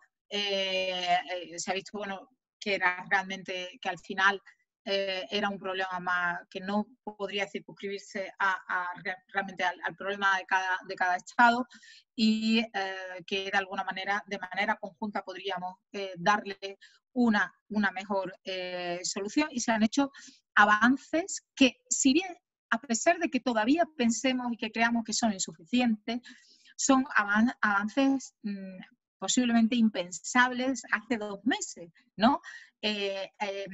Pensar simplemente que va a haber una mutualización de la deuda. Si bien es cierto que no se habla todavía de manera clara, específica, de la mutualización de la deuda, pero se dice que digamos, va a haber una deuda vinculada al presupuesto europeo. Si es una deuda vinculada al presupuesto europeo, es que se mutualiza de alguna manera esa deuda. Todavía queda mucho para avanzar en la fiscalidad, queda mucho para avanzar en el papel del Banco Central Europeo, pero se están dando pasos que antes eran absolutamente, hace nada, eran absolutamente impensables. Y esperemos que esto sea solamente el principio y que esto sirva para avanzar más en este proyecto europeo, porque si no, realmente el propio proyecto europeo está en riesgo, ¿no? Yo creo que en el ámbito económico, en el ámbito de la política económica, todavía muy ortodoxa, todavía muy neoliberal, es donde está uno de los principales caballos de batalla. Y el otro caballo de batalla, pues está, creo que todavía no hemos construido esa ciudadanía europea que necesitamos realmente para soportar un proyecto político como la Unión Europea, y digamos la cesión de soberanía o la soberanía en muchos aspectos que conlleva el proyecto europeo. Ahora mismo está paralizado Schengen, ¿no? Lo cual realmente para la construcción de la ciudadanía europea no viene nada bien, ¿no? De repente tenemos otra vez la frontera, ¿no? No puedes ir de un país a otro, la movilidad está prácticamente parada. Y por hacer referencia a lo que comentaba antes Pilar de los estudiantes internacionales, bueno, pues el programa Erasmus, que desde mi punto de vista es la mejor herramienta de construcción de ciudadanía europea que tenemos, con mucha diferencia, y lo dice una de las primeras Erasmus que hubo en Europa, y que gracias a eso, bueno, pues pude estudiar fuera y pude hacer muchas cosas. Por tanto, soy una gran defensora del programa Erasmus. La Universidad de Granada es la que más alumnos recibe y la que más alumnos envía de toda Europa. Por tanto, es la universidad de referencia dentro del programa Erasmus. Pues no sé, Pilar, si has visto, por ejemplo, una encuesta, si no la tienes, te la voy a pasar, donde 2/3 de los alumnos que tenían pensado estudiar en otros países el año que viene han pensado posponerlo para el año siguiente, para el curso siguiente, ¿no? Entonces, bueno, puede ser que no sea solamente una cuestión, como dice, del primer cuatrimestre, sino que haya una cierta reducción, una cierta paralización a lo largo de todo el año. Yo creo que esto, obviamente, para esta construcción de la ciudadanía europea que necesitamos, pues puede ser también un problema.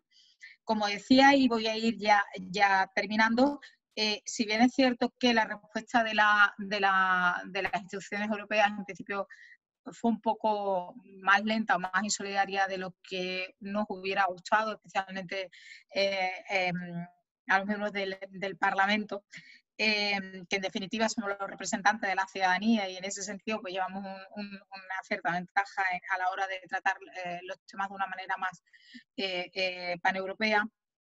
En cambio, en el ámbito científico sí que he de decir que la reacción fue bastante rápida y se empezaron ya a movilizar recursos desde el mes de enero. Desde finales de enero se han abierto convocatorias específicas del programa, que todavía está en vigor, que estamos ya cerrando el programa Horizonte 2020, que es el programa marco que está actualmente en vigor, precisamente pensadas para dar respuesta a al COVID, que también desde el Consejo Europeo de Innovación también se han abierto para pymes y para empresas innovadoras, que se ha dado también dinero a un laboratorio alemán para el desarrollo de la vacuna, que se ha creado también un paternariado entre las instituciones, universidades y centros de investigación y las instituciones públicas y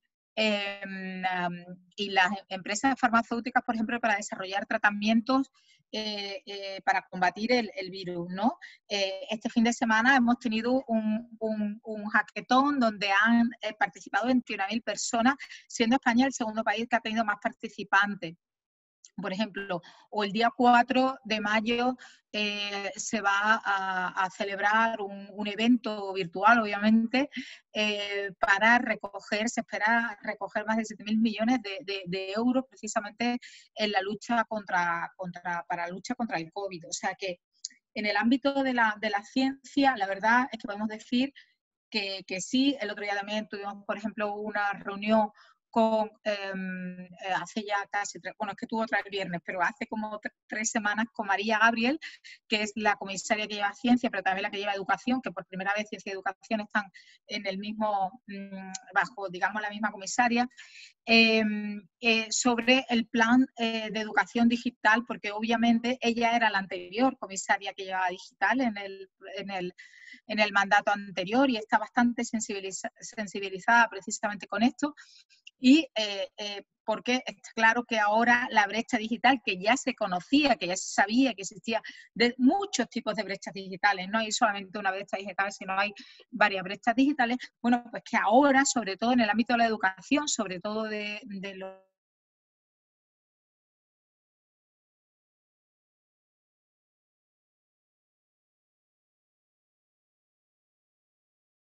muchas veces no tienen la formación, sus padres no tienen la formación suficiente para favorecerla, y bueno, y se está trabajando precisamente en mejorar la educación digital en 3 ámbitos: en el ámbito de las infraestructuras, en el ámbito de la formación, tanto al profesorado como al alumnado, y ya para pasar como a una tercera fase, digamos, de reinterpretar la educación desde lo digital, ¿no? Porque ahora mismo efectivamente estamos utilizando plataformas, pero, por ejemplo, hay colegios, niños y niñas en los colegios que están utilizando plataformas que están pensadas para las empresas, pero no realmente para una educación infantil o para una educación digital, ¿no? Y en este sentido, bueno, pues se está trabajando. ¿Qué podemos sacar de bueno de esto? ¿O qué creo yo que se está sacando de bueno ya para ir concluyendo de verdad, ¿no? Bueno, pues para empezar, yo creo que se está viendo la centralidad de la ciencia y la centralidad que tiene que tener la ciencia, no solamente ahora en la salida, sino también en la reconstrucción. Y en este sentido estamos trabajando de forma muy clara desde el Parlamento para que el programa Horizonte Europa, que es el que viene, y sobre todo también para que no nos recorten fondos de este programa de investigación y de innovación, que se vea como una herramienta principal de reconstrucción o de reinvención, porque yo no creo que haya que reconstruir, sino hay que reinventar, ¿no? Porque debemos realmente de coger esta crisis como un aprendizaje, ¿no? Otro aspecto, ¿no? Estoy destacando algunos que tienen que ver con la ciencia, un poco, bueno, pues por los que estamos hoy aquí reunidos, que precisamente nos une principalmente también eso, aparte de, bueno, de una visión de la sociedad con justicia social progresista y, en definitiva, un apoyo, ¿no?, a todas las propuestas socialdemócratas. Es el tema de las ciencias, el tema de la formación, es el tema del conocimiento, ¿no? Bueno, pues yo creo que también puede calar definitivamente algo en lo que yo creo mucho y en lo que ya andaba trabajando estos meses previos allí en el Parlamento, que es el desarrollo de una ciencia abierta, de una ciencia colaborativa. Esto se ha visto muy claro que esto es lo que mejor está funcionando precisamente para hacer frente a crisis como esta, y una ciencia útil para la sociedad. ¿no? Esto no quiere decir que no tengamos que invertir y trabajar en esta ciencia que es la que mueve la frontera del conocimiento y que luego no se sabe dónde va a tener realmente la aplicación de esa frontera del conocimiento, pero sí que hay que trabajar en esa idea de una ciencia útil. Para empezar, porque la ciudadanía tiene que comprometerse también con sus impuestos y tiene que comprometerse diciendo esto es prioritario, por tanto esto no es este residuo que al final nos queda y le hacemos, invertimos esto que nos queda cuando cuadramos el presupuesto. No, tiene que tener un papel y una centralidad más grande también en nuestros presupuestos. Y para que eso sea así, la ciudadanía tiene que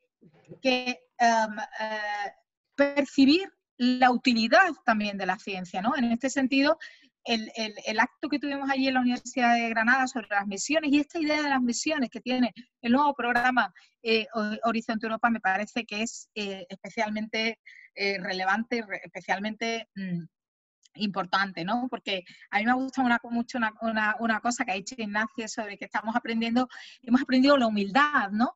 Y quizás ahí la ciencia también tiene mucho que explicarnos, porque la ciencia es humilde.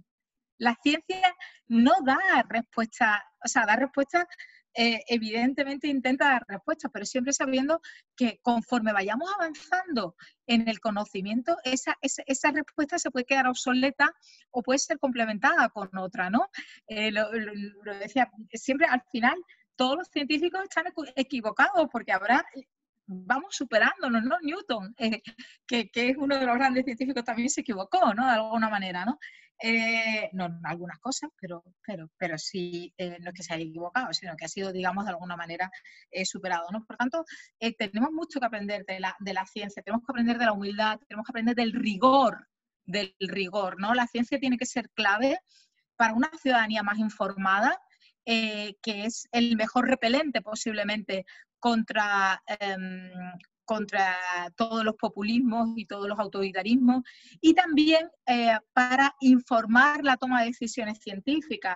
Es muy importante también en la ciencia, también en los medios de comunicación, ¿no? Con todas estas asquerosidades de fakes que nos están inundando las redes, y que se hacen eco también de una manera grosera y asquerosa, diría yo, los medios de comunicación. Una de las iniciativas muy interesantes que tenemos en el Parlamento, yo aparte de estar de vicepresidenta de la Comisión de ITRE, ¿no? Que es la que lleva todos los temas de industria, de innovación e investigación y de digitalización y de energía.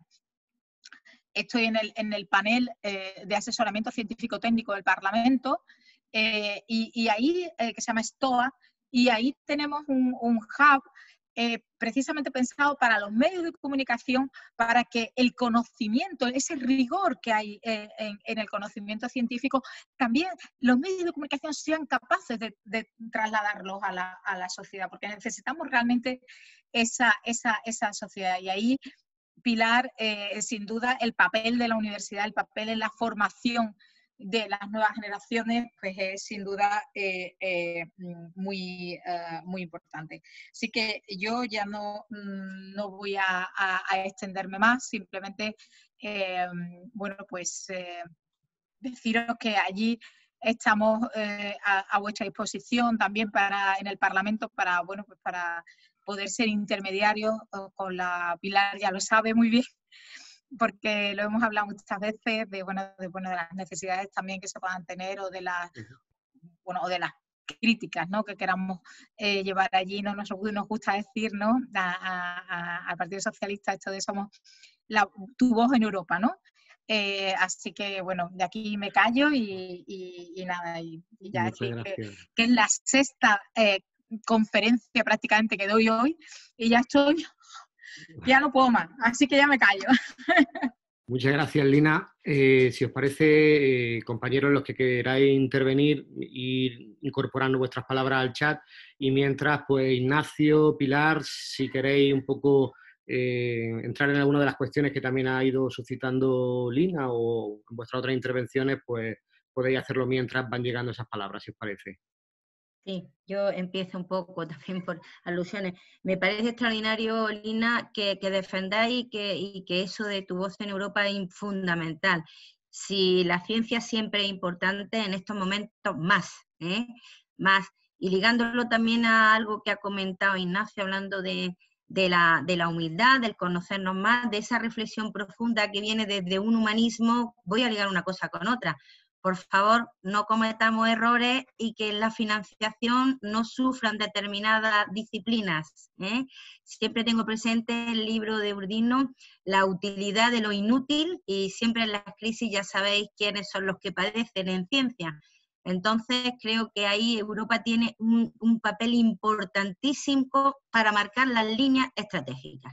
Los planes de investigación nacionales se hacen basándose en los planes europeos y creo que esas líneas maestras las debéis definir claramente porque va a ser fundamental.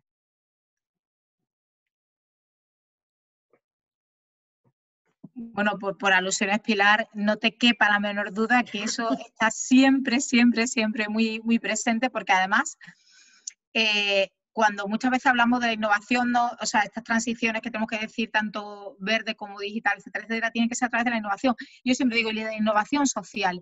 Y ahí en la innovación social no solamente las ciencias sociales, que son básicas para conocer la sociedad en la que tenemos que intervenir, ¿no? Como también decía Ignacio, tenemos que conocer bien la sociedad en la que tenemos sobre la que queremos mejorar, ¿no? Pero también, obviamente, las humanidades son esenciales, ¿no? Y yo creo que sin lugar a dudas ahí estamos y ahí estaremos. Me imagino. Sí, hombre, yo creo que si después de lo que ha pasado alguien pone en cuestión el gasto científico, es que no ha entendido nada, ¿no? Además, en todas las disciplinas, porque siempre digo que vivíamos varias batallas al mismo tiempo. Una era la sanitaria, y por tanto la biología y la medicina es importante, pero había una batalla psicológica y la sigue habiendo importante porque la gente en sus casas lo está pasando muy mal y seguramente no van a ser iguales de cuando entraron en este confinamiento. Así que no hay ninguna disciplina que sea menor ahora mismo, sino todas son importantes en la batalla en la que estamos metidos. Y de luego, si alguien cree ahora que el gasto científico no tiene que aumentar, es que no entendió lo que ha pasado. De la misma forma que habrá que repensar si, por ejemplo, el gasto militar tiene el mismo sentido que tenía antes, porque seguramente las batallas del futuro va a tener más que ver con la biología, la biotecnología y con todo lo que tiene, en fin, cualquier forma de hacer daño a las sociedades más allá de una bomba, que hay muchas formas de hacer daño como estamos pudiendo comprobar, y por eso seguramente habrá que repensar los temas de seguridad en muchas direcciones, y ahí la ciencia tiene que tener un papel importante. Vamos, no quiero creer que alguien crea ahora que cualquier disciplina científica no es relevante y hay que empezar a apoyarla más de lo que se ha hecho, que la verdad es que en España, que somos un país que estamos en una buena posición desde el punto de vista científico, por lo menos desde el punto de vista de las publicaciones, de los impactos, hemos hecho ciencia a pedales, o sea que gracias a un gran capital humano y no gracias a la cantidad de recursos, porque hemos estado compitiendo o competimos a nivel internacional con universidades que tienen presupuestos muchísimo más grandes que los nuestros y que tienen unas capacidades más grandes, pero gracias a que tenemos, yo creo que gente con mucha vocación y con digamos, con muchas ganas de hacer ciencia, es como hemos sacado estas décadas las universidades y los centros de investigación. Pues te diré simplemente que digamos, el borrador del plan de recuperación que sale del Consejo, ¿no? De la Comisión del Consejo, mi antepenúltima intervención iba precisamente denunciando esto y diciendo que tenemos que presionar desde el grupo nuestro de los socialistas, no menciona ni la investigación ni la innovación del Consejo. Preocupante. Pero insisto, luego, en cambio, la Comisión tiene las pilas muy puestas y muy claro, y yo creo que lo están haciendo muy bien, en muy buena dirección, ¿eh? Ya. Pero claro, al final el Consejo es quien tiene que liberar el dinero, o tiene también que autorizar que se generen fondos o formas de financiación alternativas.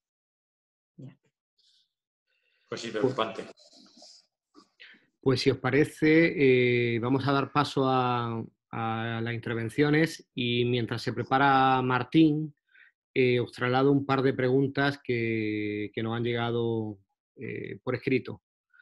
Una de Elvira Ramón, para ti, Pilar, y de índole muy práctica, es sobre, por ejemplo, qué va a ocurrir con la gestión de la biblioteca para el estudio de los estudiantes. Luego tenemos también para Lina, aunque bueno, cualquiera puede luego abordarlo en el turno final, Una pregunta en torno a la política de exportación e importación de la Unión Europea y si se va a generar una política de reindustrialización. Y si eso se produce, si se va a apostar por una cierta homogeneización de esa industria en todos los países, una distribución y no una especialización por diversas regiones, ¿no? Esas son esas dos preguntas que nos han llegado. Vamos a dar paso ahora a la intervención de Martín, a continuación Victoria y luego Paco Herrera. Martín, si puedes conectar. Ya estoy, creo. ¿Se oye? Gracias. Buenas tardes. Muy rápido. Creo que un elemento transversal a todas vuestras intervenciones ha sido la brecha. La brecha, yo creo que en dos aspectos fundamentales. La brecha en lo que tiene que ver con lo digital, lo decía Pilar, en sus dificultades de poner en práctica todo este entorno, lo decías tú, Ignacio, y también la brecha, yo creo, en trasladar los conocimientos a la sociedad. Creo que eso debería ser una reflexión importante para la salida de esta situación de crisis, cómo vamos a enfrentar esas brechas, tanto de traslación del conocimiento a la sociedad y su aplicabilidad, por tanto la innovación, y cómo vamos a ser capaces de disminuir la brecha digital, ya no solo de la ciudadanía, que hemos visto que hemos hecho un esfuerzo tremendo para ponernos al día, sino también del resto de las empresas, etcétera, etcétera, ¿no? Creo que las políticas que se han realizado en los últimos 5 o 6 años han sido un total fracaso, y fruto de ese fracaso es llegar a una situación como esta, pues con una brecha aún casi más grande que hace 5 años. Nada más, creo que he cumplido el minuto. Perfecto, Martín, muchas gracias. Esto me pasa por ser demasiado estricto, ¿eh? Si queréis extenderos un poquito más no pasa nada, pero por favor al menos los dos. Victoria. ¿Estás por ahí, Victoria? ¿No? Paco, ¿estás por ahí? Si estás, pasa tú ahora. ¿Me oís? Sí, perfecto. Sí. Sí, pues decía que estoy emocionada, como no estarlo, ¿no? Primero que quiero saludaros y darte a ti las gracias, Esteban, por organizar este acto. Y bueno, estoy emocionada porque no se me va de la cabeza. Todos los ponentes, Ignacio, Lina, Pilar, todos habéis sido invitados de actos que hemos organizado presencialmente desde la Secretaría de Universidad, ¿no? Y ahora nos vemos así, nos vemos telemáticamente porque ha cambiado todo, ¿no? Desde aquellas reuniones a las que me refiero a esta, ha cambiado la forma de hacer los actos y ha cambiado la educación, ha cambiado la universidad profundamente. Creíamos que lo sabíamos todo y ahora no sabemos nada, tenemos que empezar de cero. La crisis está llena de gracia, eso no lo niega nadie. Si pudiéramos darle al botón para que no sucediese, pues yo no sé cuántas millones de veces le darían. Pero una vez que ha pasado y es inevitable, a su vez esto es un renacer y bueno, hay que reinventarse y hay que aprender las cosas, pues, lo que de positivo haya dentro de lo negativo y bueno, pues intentar resurgir con mucha más fuerza. Y desde ese punto de vista, los retos universitarios son absolutos en todos los campos, ¿no? Y como hay que volver a empezar, pues démosle una buena pensada a todo, ¿no?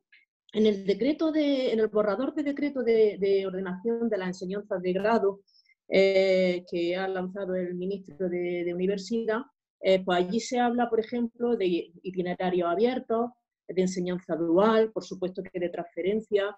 Aquí ha salido en esta reunión que, bueno, desde la universidad se debe de transferir el conocimiento a todos los rincones de la provincia con el fin de favorecer, luchar contra los problemas que hay de desertización de los pueblos, un desarrollo sostenible, velar por el cambio climático. Es decir, se presentan tantísimos retos que yo creo que se podría aprovechar todo esto pues para resurgir bien, ¿no? Desde ese punto de vista, por ejemplo, el proyecto Arcus europeo, que es un proyecto apasionante y empieza a andar ahora. Antes lo basábamos todo mucho en la movilidad y nos vamos y venimos. Bueno, pues yo creo que esta crisis nos está enseñando que tenemos que tejer fino, ¿no? Que podemos internacionalizar asignaturas, podemos generar cosas conjuntas sin salir de casa, se puede hacer, no hay que viajar tanto, se puede hacer Y yo creo que es una gran oportunidad. Entonces yo lo que quería preguntar a los ponentes es si así lo entienden y cómo ven, por ejemplo, el que va a evolucionar el espacio europeo de educación superior, si con estas nuevas condiciones de vida que tenemos, ¿no? Y hablaba Lina de una docencia abierta y colaborativa. Yo lo extiendo a la docencia, una docencia internacional abierta y colaborativa. Ahí se abren posibilidades muy, muy interesantes. Y tengo también una pregunta interesada, lo reconozco, para la rectora, relativa a la prueba de selectividad, porque bueno, me ha sorprendido, o sea, cuando se trata el tema de la crisis, la crisis nos ha enseñado que la docencia virtual es una herramienta poderosísima, que la teníamos ahí y no la usábamos convenientemente. Esa no es una herramienta nueva, una herramienta que estaba. Pero no hemos dado cuenta que podemos llegar muy lejos con ella y que funciona magníficamente bien. A la hora de la evaluación, las herramientas para evaluar hay que afinarlas un poco más porque dejan que desear, y yo creo que el problema que hay con los estudiantes, buena parte va por ahí, pero se mejorarán también. Entonces, mi pregunta es, me ha sorprendido que, por ejemplo, la selectividad en todas las instituciones, ministerio, consejería, rectores, lo primero que se ha hecho ha sido cerrar las fechas de examen. Cuando se cierran fechas de examen y se mantiene la fecha, no se juega con eso, se está apostando por hacer uso de las nuevas tecnologías, si no es posible hacer un examen presencial. ¿Me explico? Si las fechas se retrasan, pues a lo mejor ha lugar a hacer un examen presencial. Si las fechas no se retrasan, no. Y en el caso de la selectividad se ha cerrado la fecha. Entonces, ¿cómo se cree que eso va a ser? ¿Telemática o presencial? Porque según sea la selectividad, probablemente así será el resto de los exámenes. O sea, la selectividad marca pauta, por decirlo de alguna manera, ¿no? Entonces, ¿cómo se piensa que va a ser la selectividad o qué hipótesis se barajan? Y eso es todo, nada más que daros las gracias y decir que me emociona verlo y que estoy disfrutando mucho de esta tarde y ya está. Muchas gracias. Paco Herrera, ¿estás por ahí? Sí, estoy aquí. Perfecto. Bueno, buenas tardes. Bueno, en primer lugar, agradeceros las intervenciones, la verdad que un placer escucharos. Yo brevemente me gustaría resaltar lo que ha hecho Pilar, la capacidad que hemos tenido en toda España y en Andalucía y en Granada. Hemos pasado en una semana de una universidad que estaba en el aula, hemos pasado online y en un porcentaje altísimo de trabajo y haciéndolo bien y con satisfacción de los estudiantes. Y luego hay otro hecho y es sobre la ciencia y quería preguntaros si no creéis que hay que plantear nuevas políticas de ciencia. Aquí ha habido un hecho interesante. Ha surgido el problema del COVID, nadie sabíamos de esta enfermedad. De golpe, yo puedo hablar por lo que estoy viendo en Granada y también con colegas del resto de España, ha habido reuniones tanto del PTS o de la Universidad de Granada, donde hemos participado decenas y decenas de grupos de investigación que hemos llevado rápidamente nuestra investigación a intentar abordar este problema, distintas perspectivas. Economía, filosofía, el derecho, por supuesto el ámbito de la salud, mayoritariamente, como procede por un problema de salud. Y esto demuestra además una comunidad en el ámbito de la universidad viva que se pone a trabajar en los problemas que hay. Y ahora tenemos el problema del día después. La sociedad va a cambiar, la sociedad va a ser distinta desde ya en adelante.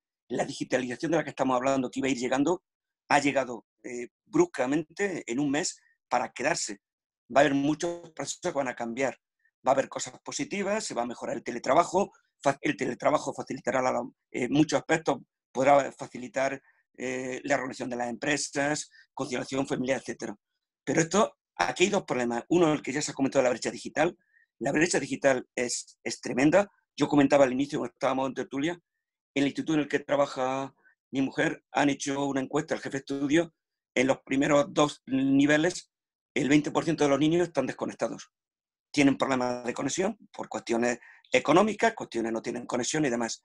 Probablemente eso será en toda Andalucía, puede ser similar. No sé cuál será al final en sí de Granada, pero si el 20% es la Zubia, no me sorprendería que en Granada llegue a ser mucho más alto. Hablamos de niños de 13 y 14 años, lo cual es muy preocupante, porque si esos niños durante 2 años van perdiendo, una cosa es aprobar y otra aprender y tener conocimiento, porque los que no quieran ahora luego será tener limitaciones para acceder a la universidad. Y luego, en la ciencia, creo que hay problemas, en algunas ocasiones se ha comentado en estos foros, hay que tener un día después para la economía de los pueblos, la economía de la provincia, la economía nacional. Yo creo que tiene que plantearse un tipo de ciencia pensando en esos problemas. A veces los científicos tendemos a meternos en nuestra burbuja de cristal y hacer una ciencia que sí es muy importante y que acaba en los artículos, y yo no puedo criticar esto, que soy el que más ha publicado probablemente en la universidad en los últimos tiempos, pero hay que pensar en los problemas. Entonces, hay que cambiar quizás cierta política, viendo lo que ha ocurrido, y plantear una ciencia para ir a abordar problemas y solucionar los problemas. Y esto es necesario en todos los ámbitos, desde el filósofo al de la inteligencia artificial, que en mi caso, al economista, etcétera, etcétera. Entonces, creo que hay que transformarlo. Y ¿cómo veis ese cambio de que hay un planteamiento científico diferente? En Europa yo lo veía, de alguna forma los proyectos europeos te estaban obligando a ir a un ámbito muy con las empresas, a solucionar problemas, pero quizá en España no ha habido ese enfoque que había en Europa. Y además hay que pensar en lo local, porque también hay un problema, va a haber unos problemas muy grandes a nivel, el paro al final se va a sufrir en las ciudades pequeñas, en los pueblos, en todos sitios, y hay que pensar también cómo transformar, por ejemplo, una economía como la de Granada, cómo transformarla para que en una era digital, en 4 o 5 años, sea una economía que compita a todos los niveles. Muchas gracias Paco. Vamos a cerrar con las dos últimas palabras que tenemos. Por un lado Concha y finalmente Jacobo. Hola, mira, yo esta vez te he oído, agradezco muchísimo lo que habéis dicho. Siempre, bueno, aprendo muchísimo de estos foros. Estoy muy agradecida a Esteban por haberlo hecho, por haberlo formado. Pero, bueno, pero no, que esta mañana justamente empezaba yo la mañana, ¿no? Con María Durán, que decía, hay que intervenir, hay que inventar un mundo distinto de estar en el mundo. Ella hacía referencia, bueno, pues que Europa fundamentalmente pues somos muy mayores ya, ¿no? La población muy mayor, y hablando del conocimiento de todo esto, ¿no? Pues yo no quería dejar pasar la ocasión para que me digáis un poco cómo veis el plantel, porque la brecha digital también hay una brecha de género, ¿no? Y en el conocimiento hay una brecha de género muy importante. No he oído ensamblar, ¿no? En ninguna de las ponencias cómo se va a hacer esto, ¿no? ¿Cuáles son nuestras inquietudes, ¿no? Porque a mí me parece muy importante esto, me parece muy importante que esta transformación que va a haber después de esta crisis, esta manera de inventarnos el mundo, pues tiene que hacerse de una manera diferente, ¿no? En cuanto a la igualdad de género. Bueno, un poco quería plantear este tema y a ver qué me decís, cómo lo veis.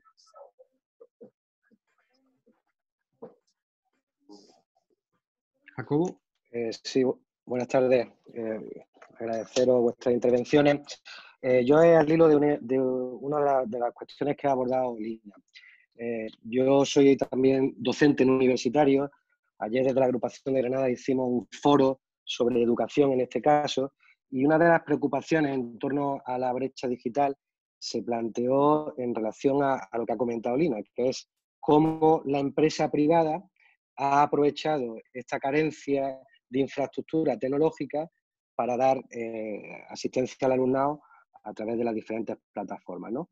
Entonces, claro, en este nuevo contexto en el que estamos, si lo público no genera una estructura, vamos a correr un cierto riesgo, mucho riesgo, de que sea precisamente la empresa privada quien ocupe ese espacio y que finalmente esto quede en manos de cómo ellos planteen esas herramientas, ¿no? Entonces, la pregunta es sencilla, es si tenemos que estar preparados para ello, para que sea el profesorado, tanto en la enseñanza no universitaria como en la enseñanza universitaria, el que moldee esas herramientas, porque, y entonces genero la duda, de lo contrario tendremos que ser el profesorado que nos tengamos que adaptar a ese bombardeo, sin lugar a dudas, al que nos vamos a ver sometidos por las diferentes empresas tecnológicas en relación a estas herramientas. Muchas gracias. Bueno, muchas gracias, Jacobo. Cerramos ya las intervenciones finales para que deis respuesta de manera conjunta a todo lo que queráis. Y bueno, pues quien quiera empezar, que tome la palabra y vamos cerrando. Gracias. Perdona, no os importa que empiece yo, porque es que tengo una conferencia a las 8 y creía que llevamos y entonces que no puedo quedarme mucho más tiempo. Perfecto, gracias. ¿No os importa? Dale. ¿Puedo? Venga, gracias. Por supuesto. A ver, lo siento, de verdad, pero es que hoy un día, vamos, de verdad, yo quiero morirme, ¿eh? O sea, que esto del teletrabajo no lo quiero para nada. O sea, un poquito por dosis, pero no lo quiero especialmente. A ver, el tema de muy rápidamente, el tema de la industrialización y la reindustrialización. Y uno de los expedientes que llevo es la opinión de empleo de la Estrategia Industrial Europea. Eso se ha parado completamente porque se ha visto que la Estrategia Industrial Europea se estaba pensando en línea con, bueno, pues sobre todo con el Green Deal y la digitalización, pero sobre todo, digamos, de hacer esa transición ecológica y cómo había que apoyar a la industria para que se volviera una industria verde, ¿vale? Claro, ahora lo que nos hemos dado cuenta es que se han roto muchísimas cadenas de suministro, que no tenemos soberanía europea en muchos aspectos esenciales, ¿no? La industria sanitaria, toda la industria de la salud, por ejemplo, y entonces se está repensando esto de una manera, bueno, pues una cierta reindustrialización, sobre todo porque algunos sectores no van a volver a tener en breve al menos el protagonismo que tenían y que son muy sensibles para nosotros, como por ejemplo la industria turística.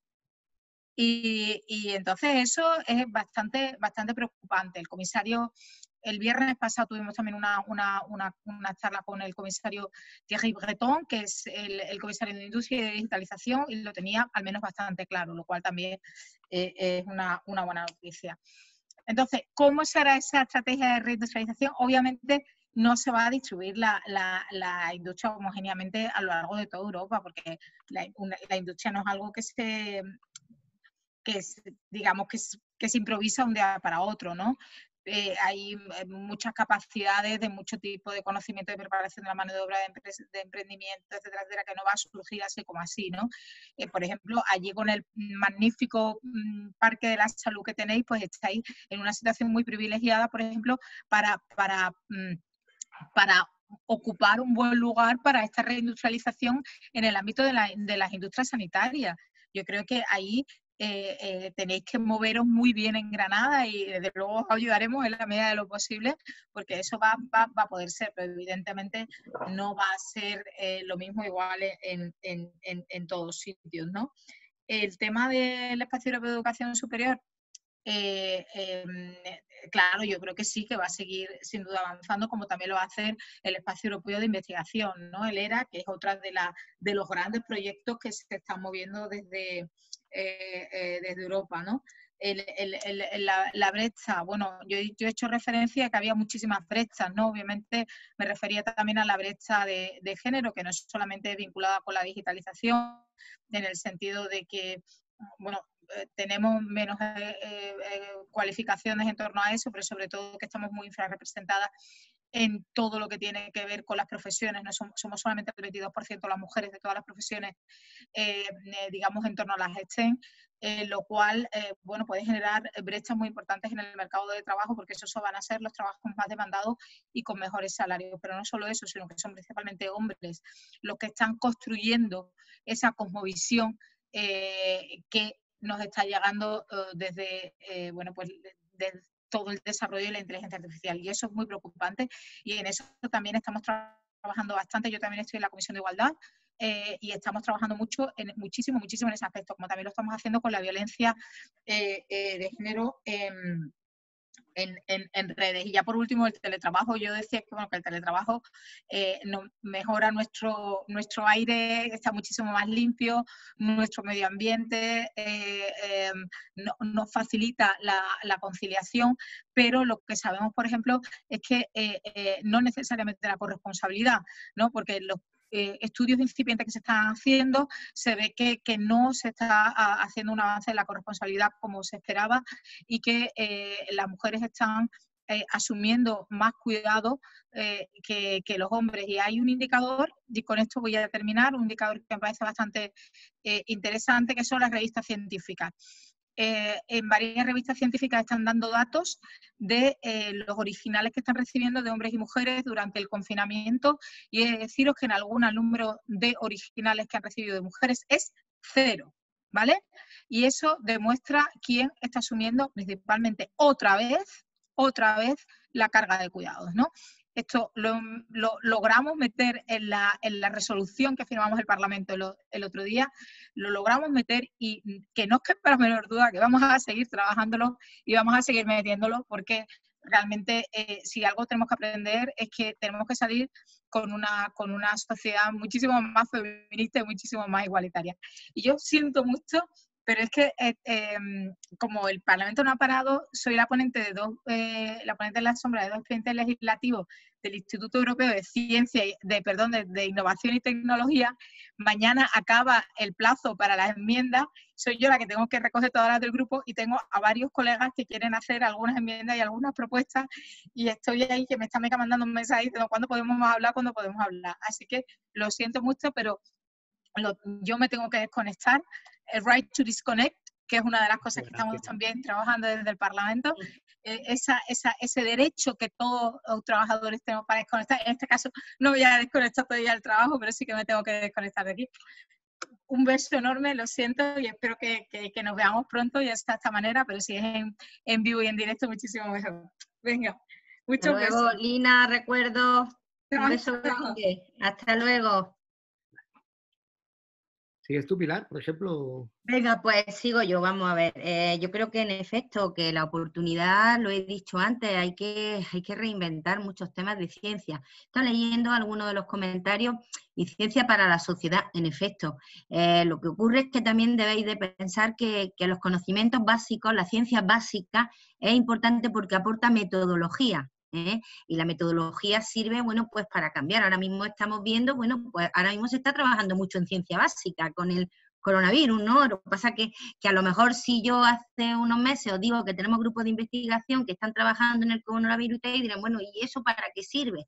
Es decir, que la sociedad tiene una necesidad, justo por eso he abogado mucho por la defensa de las ciencias sociales, de las ciencias jurídicas y humanísticas, porque responden quizás a unos problemas más inmediatos que se están planteando. Por ejemplo, no me ha oído Lina, luego se lo diré, nosotros la conferencia que se tiene, que sabéis que tenemos también un ciclo, pero hecho por profesores de la universidad, pues la semana que viene, la de economía, hemos acudido a Carmen Lizárraga, a una persona, bueno, con un sentido de la economía social muy distinto que otros compañeros que abogan pues por lo que ha estado comentando a lo mejor Lina, una recuperación más inmediata con determinados aspectos. Yo creo que aquí hay que hacer una estructura social importante, fundamental, sólida, sobre la cual, y evidentemente ahí están los temas de igualdad, totalmente, están totalmente los temas de igualdad. Claro, yo estoy convencida que en esa brecha digital en las mujeres es mucho más grande, como sabemos, los puestos de toma de decisiones, y ahí claramente hay que abordarnos, ya también lo que ha planteado Lina del tema de la STEM, que las mujeres nos estamos alejando de todo el desarrollo tecnológico en cuanto a lo que son las ingenierías y las tecnologías, y es fundamental tenerlo presente. Me habéis preguntado temas muy concretos. Bueno, por supuesto, abogo totalmente por aprovechar nuestras fortalezas, y ahí Martín las conoce muy bien. Me ha dado alegría verte, Martín. Con todo lo que supone el PTS, todo lo que es una oportunidad extraordinaria y excepcional. Bueno, también el presidente PP sabe que hemos tenido que batallar mucho, ¿no? Y defender. Pero es que tenemos también por delante el acelerador de partículas. Nosotros continuamos trabajando. Nosotros seguimos teniendo nuestras reuniones, están abiertas las convocatorias para becas, estamos preparando los laboratorios, es decir, que hay oportunidad de ciencia, y fijaros, nos vamos a una ciencia clínica, una ciencia biomédica, a una ciencia aplicada más ligada a la física, a la ingeniería, pero ojo, no perdamos de vista los estudios económicos, estudios ecológicos, estudios sociológicos, etcétera, que van generando ese entorno. Es decir, hoy en día la ciencia es interdisciplinar. De ahí que yo haya abordado que en la universidad hay que ver el modelo de estructuras que tenemos, porque los grupos de investigación ya son interdisciplinares, y eso no encaja muy bien con nuestra estructura de departamentos, centros, etcétera. Es decir, esto requiere también una reforma profunda, importante, necesaria. Ligo esto a preguntas que me había hecho muy simples, vamos a ver, las bibliotecas. Mira, nosotros estamos empezando a preparar el tema de desescalada, pero evidentemente para estudiantes va a ser prácticamente imposible que puedan volver. Si habéis leído las medidas, que estoy convencida que las habéis visto, veréis que la universidad presencial, nada, exclusivamente temas de investigación y la selectividad. Y voy a hablar de ese tema porque es un tema que también me sacan los directores de departamento. Si las PEBAU van a ser presenciales, ¿por qué no podemos hacer exámenes presenciales nosotros? Primer punto, el 50% de estudiantes de Granada, 25.000 o 30.000, muchos están ya en sus casas, porque son de fuera de la provincia de Granada. Ahí queda eso, los vamos a traer desde sus casas, donde se alojan. Es un tema práctico, pero importante para que lo tengamos en cuenta. Segundo, en todos los documentos se ha dicho evaluación online. Exclusivamente alguna materia excepcional se podrá hacer virtual. Y ahora viene la pregunta, pues entonces, ¿por qué vais a hacer la selectividad presencial? Mirad, el tema de la selectividad con fecha, y vosotros lo conocéis muy bien, es un tema social, es un tema de alarma social. Si en este momento no hubiesen puesto unas fechas para la selectividad, ¿cómo estarían? Pensar en estos momentos de crispación, si el gobierno no pone unas fechas de selectividad. Primer tema. Segundo, en principio la selectividad va a ser presencial. ¿Qué hemos hecho en Granada? Pues de 24 sedes que teníamos, pasar a 37. ¿Dónde va un aumento mayoritario de sedes? A la provincia. ¿Por qué? Uno, para que no tengan que desplazarse a la ciudad, y en segundo lugar, pues para tener mayor cantidad de espacios con las aulas de los institutos para poder hacer esa separación tan necesaria. Son 6.000 alumnos. Victoria, ¿cómo examinamos a 50.000 alumnos cumpliendo con la normativa sanitaria? Yo sé que es un esfuerzo para el profesorado en muchas materias, y en concreto en las tuyas de matemáticas, lo sé, hacer el esfuerzo. Pero bueno, la gente está haciendo evaluación continua, que por otra parte es lo que nos pide el Espacio Europeo de Educación Superior. Lo que pasa es que hasta ahora ha habido sitios donde, o bien porque no se puede por el número de estudiantes de un grupo, o porque a lo mejor hay una adaptación mejor a un examen, hacerlo, pero es lo que se está aconsejando a todo el mundo. Es decir, yo esta mañana con los directores de departamento he dejado claro que tal y como están las instrucciones que hemos recibido, la desescalada y las 4 fases, yo no veo que vayamos a poder hacer muchos exámenes presenciales. Creo que va a ser. La selectividad, incluso, ahora mismo estoy viendo que ya ha habido la reunión con el ministro Castel, y bueno, se puede barajar desplazar las fechas de la selectividad, lo están comentando. Lo que pasa es que esto no debemos de decirlo, porque, hombre, la alarma social que genera la selectividad es inmensa, es grandísima. Vamos a ese tema, tranquilizar y tenerlo nosotros en cómo va a estar. Al hilo de esto, las bibliotecas va a ser muy difícil que las podamos abrir. Estamos viendo, fíjate que incluso estamos viendo en esa desescalada cómo hacer el préstamo para que haya con cita previa, para que no coincidan, etcétera. Y algo para nosotros urgentísimo, que es abrir los laboratorios, pues también estamos viendo cómo los vamos a poder hacer. Primero, son las autoridades las que nos deben de ir marcando la pauta. No podemos retroceder, no le hagamos el caldo a grupos políticos que están cargándose todo, porque les da igual lo que pase, solo les interesa su beneficio de voto. Por favor, las medidas gubernamentales que nos van enviando y nosotros las vamos adaptando. Creo que le voy a dejar a Ignacio. Porque... Vale, perfecto, Pilar, vale, gracias. Hablar, sí. Intento responder brevemente. En fin, habéis preguntado a varias personas por la brecha digital. Es verdad que hay muchas brechas y además no solo se solapan, sino que se relacionan, ¿no? Realmente lo que hemos visto en estos días es que la brecha digital tiene que ver mucho con la brecha socioeconómica. Aquí los colegios donde ha habido más dificultad o donde hay más alumnos con dificultad para acceder a sus tareas de forma digital o virtual se relacionan mucho con familias pues, desestructuradas o con dificultades económicas, ¿no? ¿Cómo se superan estas brechas? Pues efectivamente las becas, las ayudas, pues ahora igual tenemos que empezar a darnos cuenta de que algunas son insuficientes, que hay que canalizarlas también para generar becas que también cubren estas brechas digitales en el alumnado, es decir, que seguramente esto también nos sirve de aprendizaje para las políticas públicas, pero también esta brecha digital relaciona mucho con la brecha urbano-rural, con la territorial. De hecho, donde hemos tenido más dificultades desde el punto de vista educativo en Aragón es en los pequeños pueblos donde muchos alumnos pues, no han podido estar accediendo a los contenidos. O su única forma era hacer las tareas y su padre con un móvil a última hora fotografiaba y se la mandaba al profesor como la mayor tecnología posible. Es verdad que no es una brecha reciente. Nosotros, por ejemplo, aquí en el Ayuntamiento llevamos desde el principio mucho tiempo trabajando con las grandes operadoras para ver si podían invertir en infraestructuras digitales de tema de fibra para poder llevar pues, a los polígonos industriales a más espacios la fibra. Y siempre la respuesta que te dicen es lo mismo, pues es que en un sitio como Alcañiz seguramente es la misma gente que vive en un barrio de Zaragoza y por lo tanto la inversión pues no les acaba de ser rentable y te piden ayudas públicas e incluso haciendo ayudas públicas les parece insuficiente y casi tiene que ser lo público el que invierta o genere esa infraestructura. Yo la verdad es que me genera dudas, porque es verdad que la tecnología va a tal velocidad que igual que en el momento que hayamos cableado toda la provincia, ya la nueva tecnología que habrá surgido, no hará falta usar cables y podremos entonces comunicarnos de otra manera. Por eso creo que hay que ser muy prudentes en toda inversión y toda forma de canalizar estas brechas y seguramente pues la solución nos la traerá la tecnología, nos la traerá la ciencia, la forma de superando esa brecha digital en la cual viven muchísimos territorios y muchísimas poblaciones. Así que la ciencia creo que va a tener más respuesta a veces que la política en ese punto de vista, ¿no? Sobre las oportunidades que nos ofrece esto, yo creo que bastantes y además hay que empezar a canalizarlas, ¿no? Ayer participaba en un debate con los compañeros de Teruel Existe, que sabéis que es este partido que ha cogido una cierta proyección nacional, con un diputado, y les decía, pues habéis visto todo aquello que criticabais o poníais en blanco y negro de Teruel, ha sido una ventaja ahora mismo, porque estamos despoblados y incomunicados y gracias a eso la pandemia nos ha golpeado menos.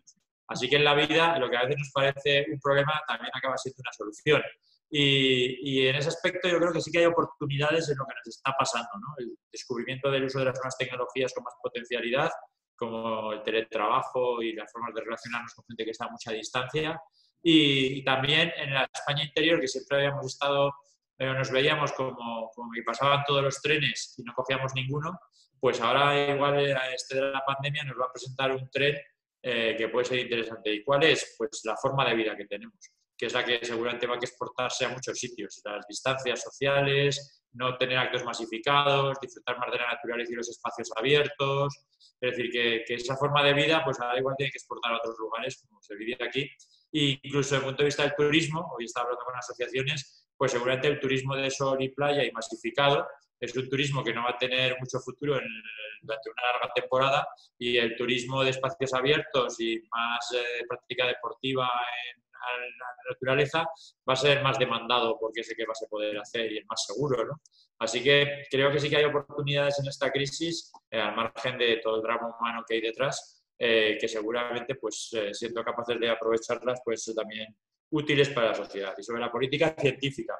Bueno, yo también soy de los que cree que muchas veces hacemos ciencia con una cierta lejanía de los problemas de la gente, es así, y que seguramente a veces los científicos que estamos todo el día obsesionados por los artículos JCR de impacto y conseguir ir a los mejores congresos internacionales y que nos publiquen en las mejores revistas, pues en muchas disciplinas no tenemos respuestas en esas revistas para lo que nos está pasando, por razones varias, ¿no?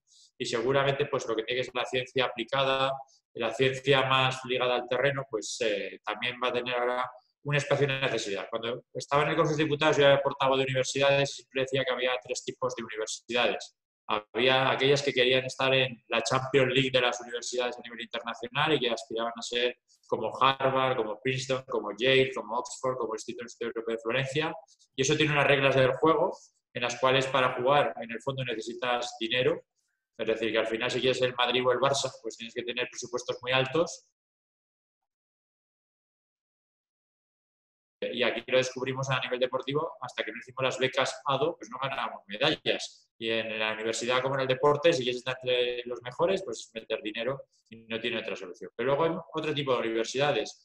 Hay universidades que están más vinculadas a cuestiones prácticas, son más tecnológicas, o sea, más no tecnológicas, sino puede ser modelo politécnica o una cosa entre la formación profesional y las politécnicas, donde seguramente pues tienen que tener una visión más aplicada que la teórica y que la vinculada a los impactos y a las publicaciones. Y ese tipo de universidad pues, se ha ido desarrollando poco a poco, pero yo creo que tiene todavía mucho más recorrido en España. Y luego universidades, y además muy vinculadas, se puede ser al territorio. Pues en La Rioja es normal que tengan unos estudios vinculados al vino o al agroalimentario, de la misma forma que en Teruel también es normal que tengamos estudios vinculados al agroalimentario, a la economía circular, y no sé, en Albacete pues también que tengan este tipo de estudios por el modelo económico que tiene el territorio. Y ese tipo de universidad yo creo que no ha sido explotado lo suficiente. Creo que todavía tiene mucho más recorrido para integrar los tejidos económicos territoriales en las universidades, en las colaboraciones con el mundo de la empresa, para poder ir haciendo estudios en esa dirección. Y luego también están las universidades más humanísticas, que enseñan a pensar, a ser ciudadanos, a la filosofía, a la reflexión.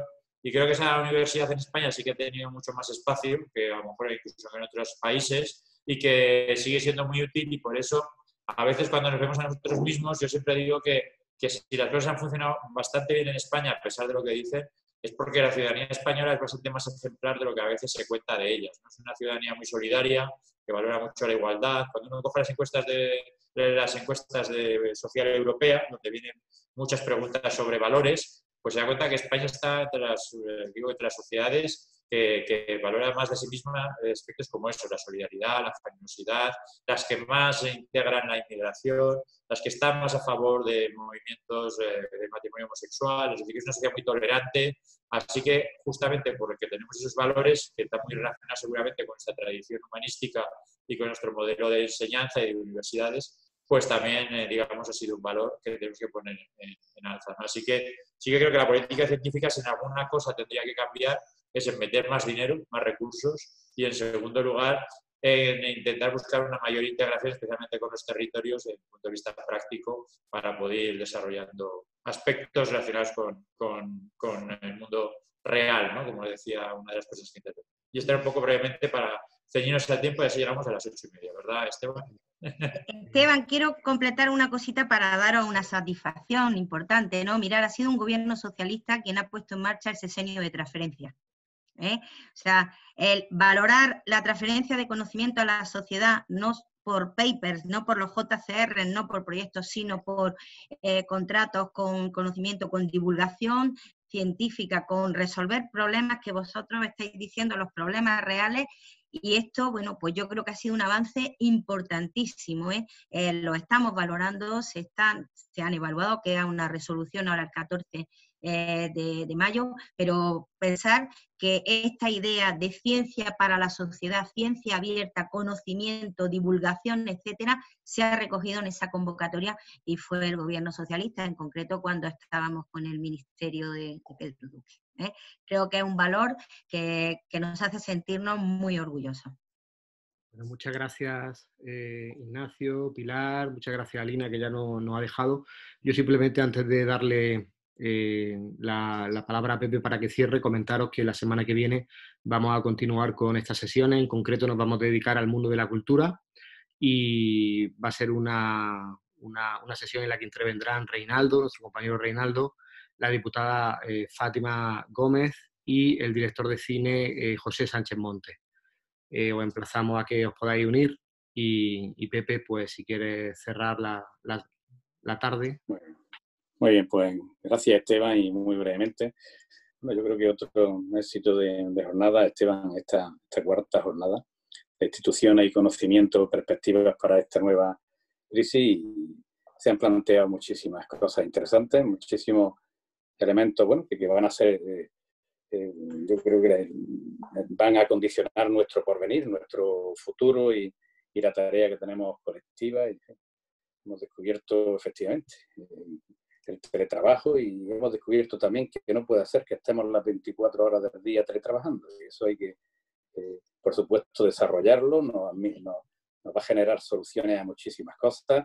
Vamos a tener mucha economía de medios, de tiempo también, utilizando los sistemas de teletrabajo, pero que tenemos que terminar ordenándolo. También hemos concluido y se ha aportado la necesidad de fortalecer nuestros sistemas, los sistemas de comunicación, para facilitar que la máxima número de personas puedan realizar su tarea con este sistema, con las ventajas que pueda tener, por ende, resolver las brechas digitales que tenemos. Y cuando hablamos de brecha digital, muchas veces estamos hablando de territorio, de un desarrollo territorial equilibrado, de una demografía equilibrada, y de poner en valor lo mucho y bueno que los territorios más rurales evidentemente pueden garantizar para el desarrollo humano, ¿no? Para el desarrollo humano, ¿no? La transición verde como elemento de desarrollo de la Unión Europea y esa transición digital, el pensamiento de que efectivamente hemos sido muy débiles, hemos tenido en Europa unos potentes sistemas sanitarios, pero teníamos los pies de barro porque no teníamos una autosuficiencia de lo básico. La verdad que hemos demostrado y le estamos dando valor a la autonomía alimentaria de la Unión Europea. Aquí España juega un papel enorme en esta autonomía alimentaria de la propia Unión Europea, pero bueno, hemos visto que tenemos la debilidad de la autonomía en determinados bienes y servicios básicos que tenemos que evidentemente corregir, y se ha hablado de este tema. La humildad, efectivamente, la humildad de saber, y nos estamos dando cuenta de que el ser humano no tiene certeza ante todo. Que parecía que lo teníamos todo descubierto y hemos visto que no, que tenemos muchísimas cosas que aprender todavía, muchísimas cosas que desarrollar, y evidentemente como no tenemos la certeza de todo, pues nos equivocamos. Esa humildad de saber que nos equivocamos, y como yo decía, como os comentaba al principio, bueno, tenemos que intentar, mediante la reflexión, apoyándonos en la ciencia, en el conocimiento, equivocarnos lo mínimo posible, como una forma de acelerar de una manera más eficiente los cambios que tenemos que acelerar. Muchas gracias a los tres ponentes, a Ignacio, a Pilar y a Lina, y gracias a ti, Esteban, y que seguimos porque merece la pena, creo yo, lo que estamos haciendo, al menos para nuestra propia construcción personal. Gracias a todos y a todas. Vale.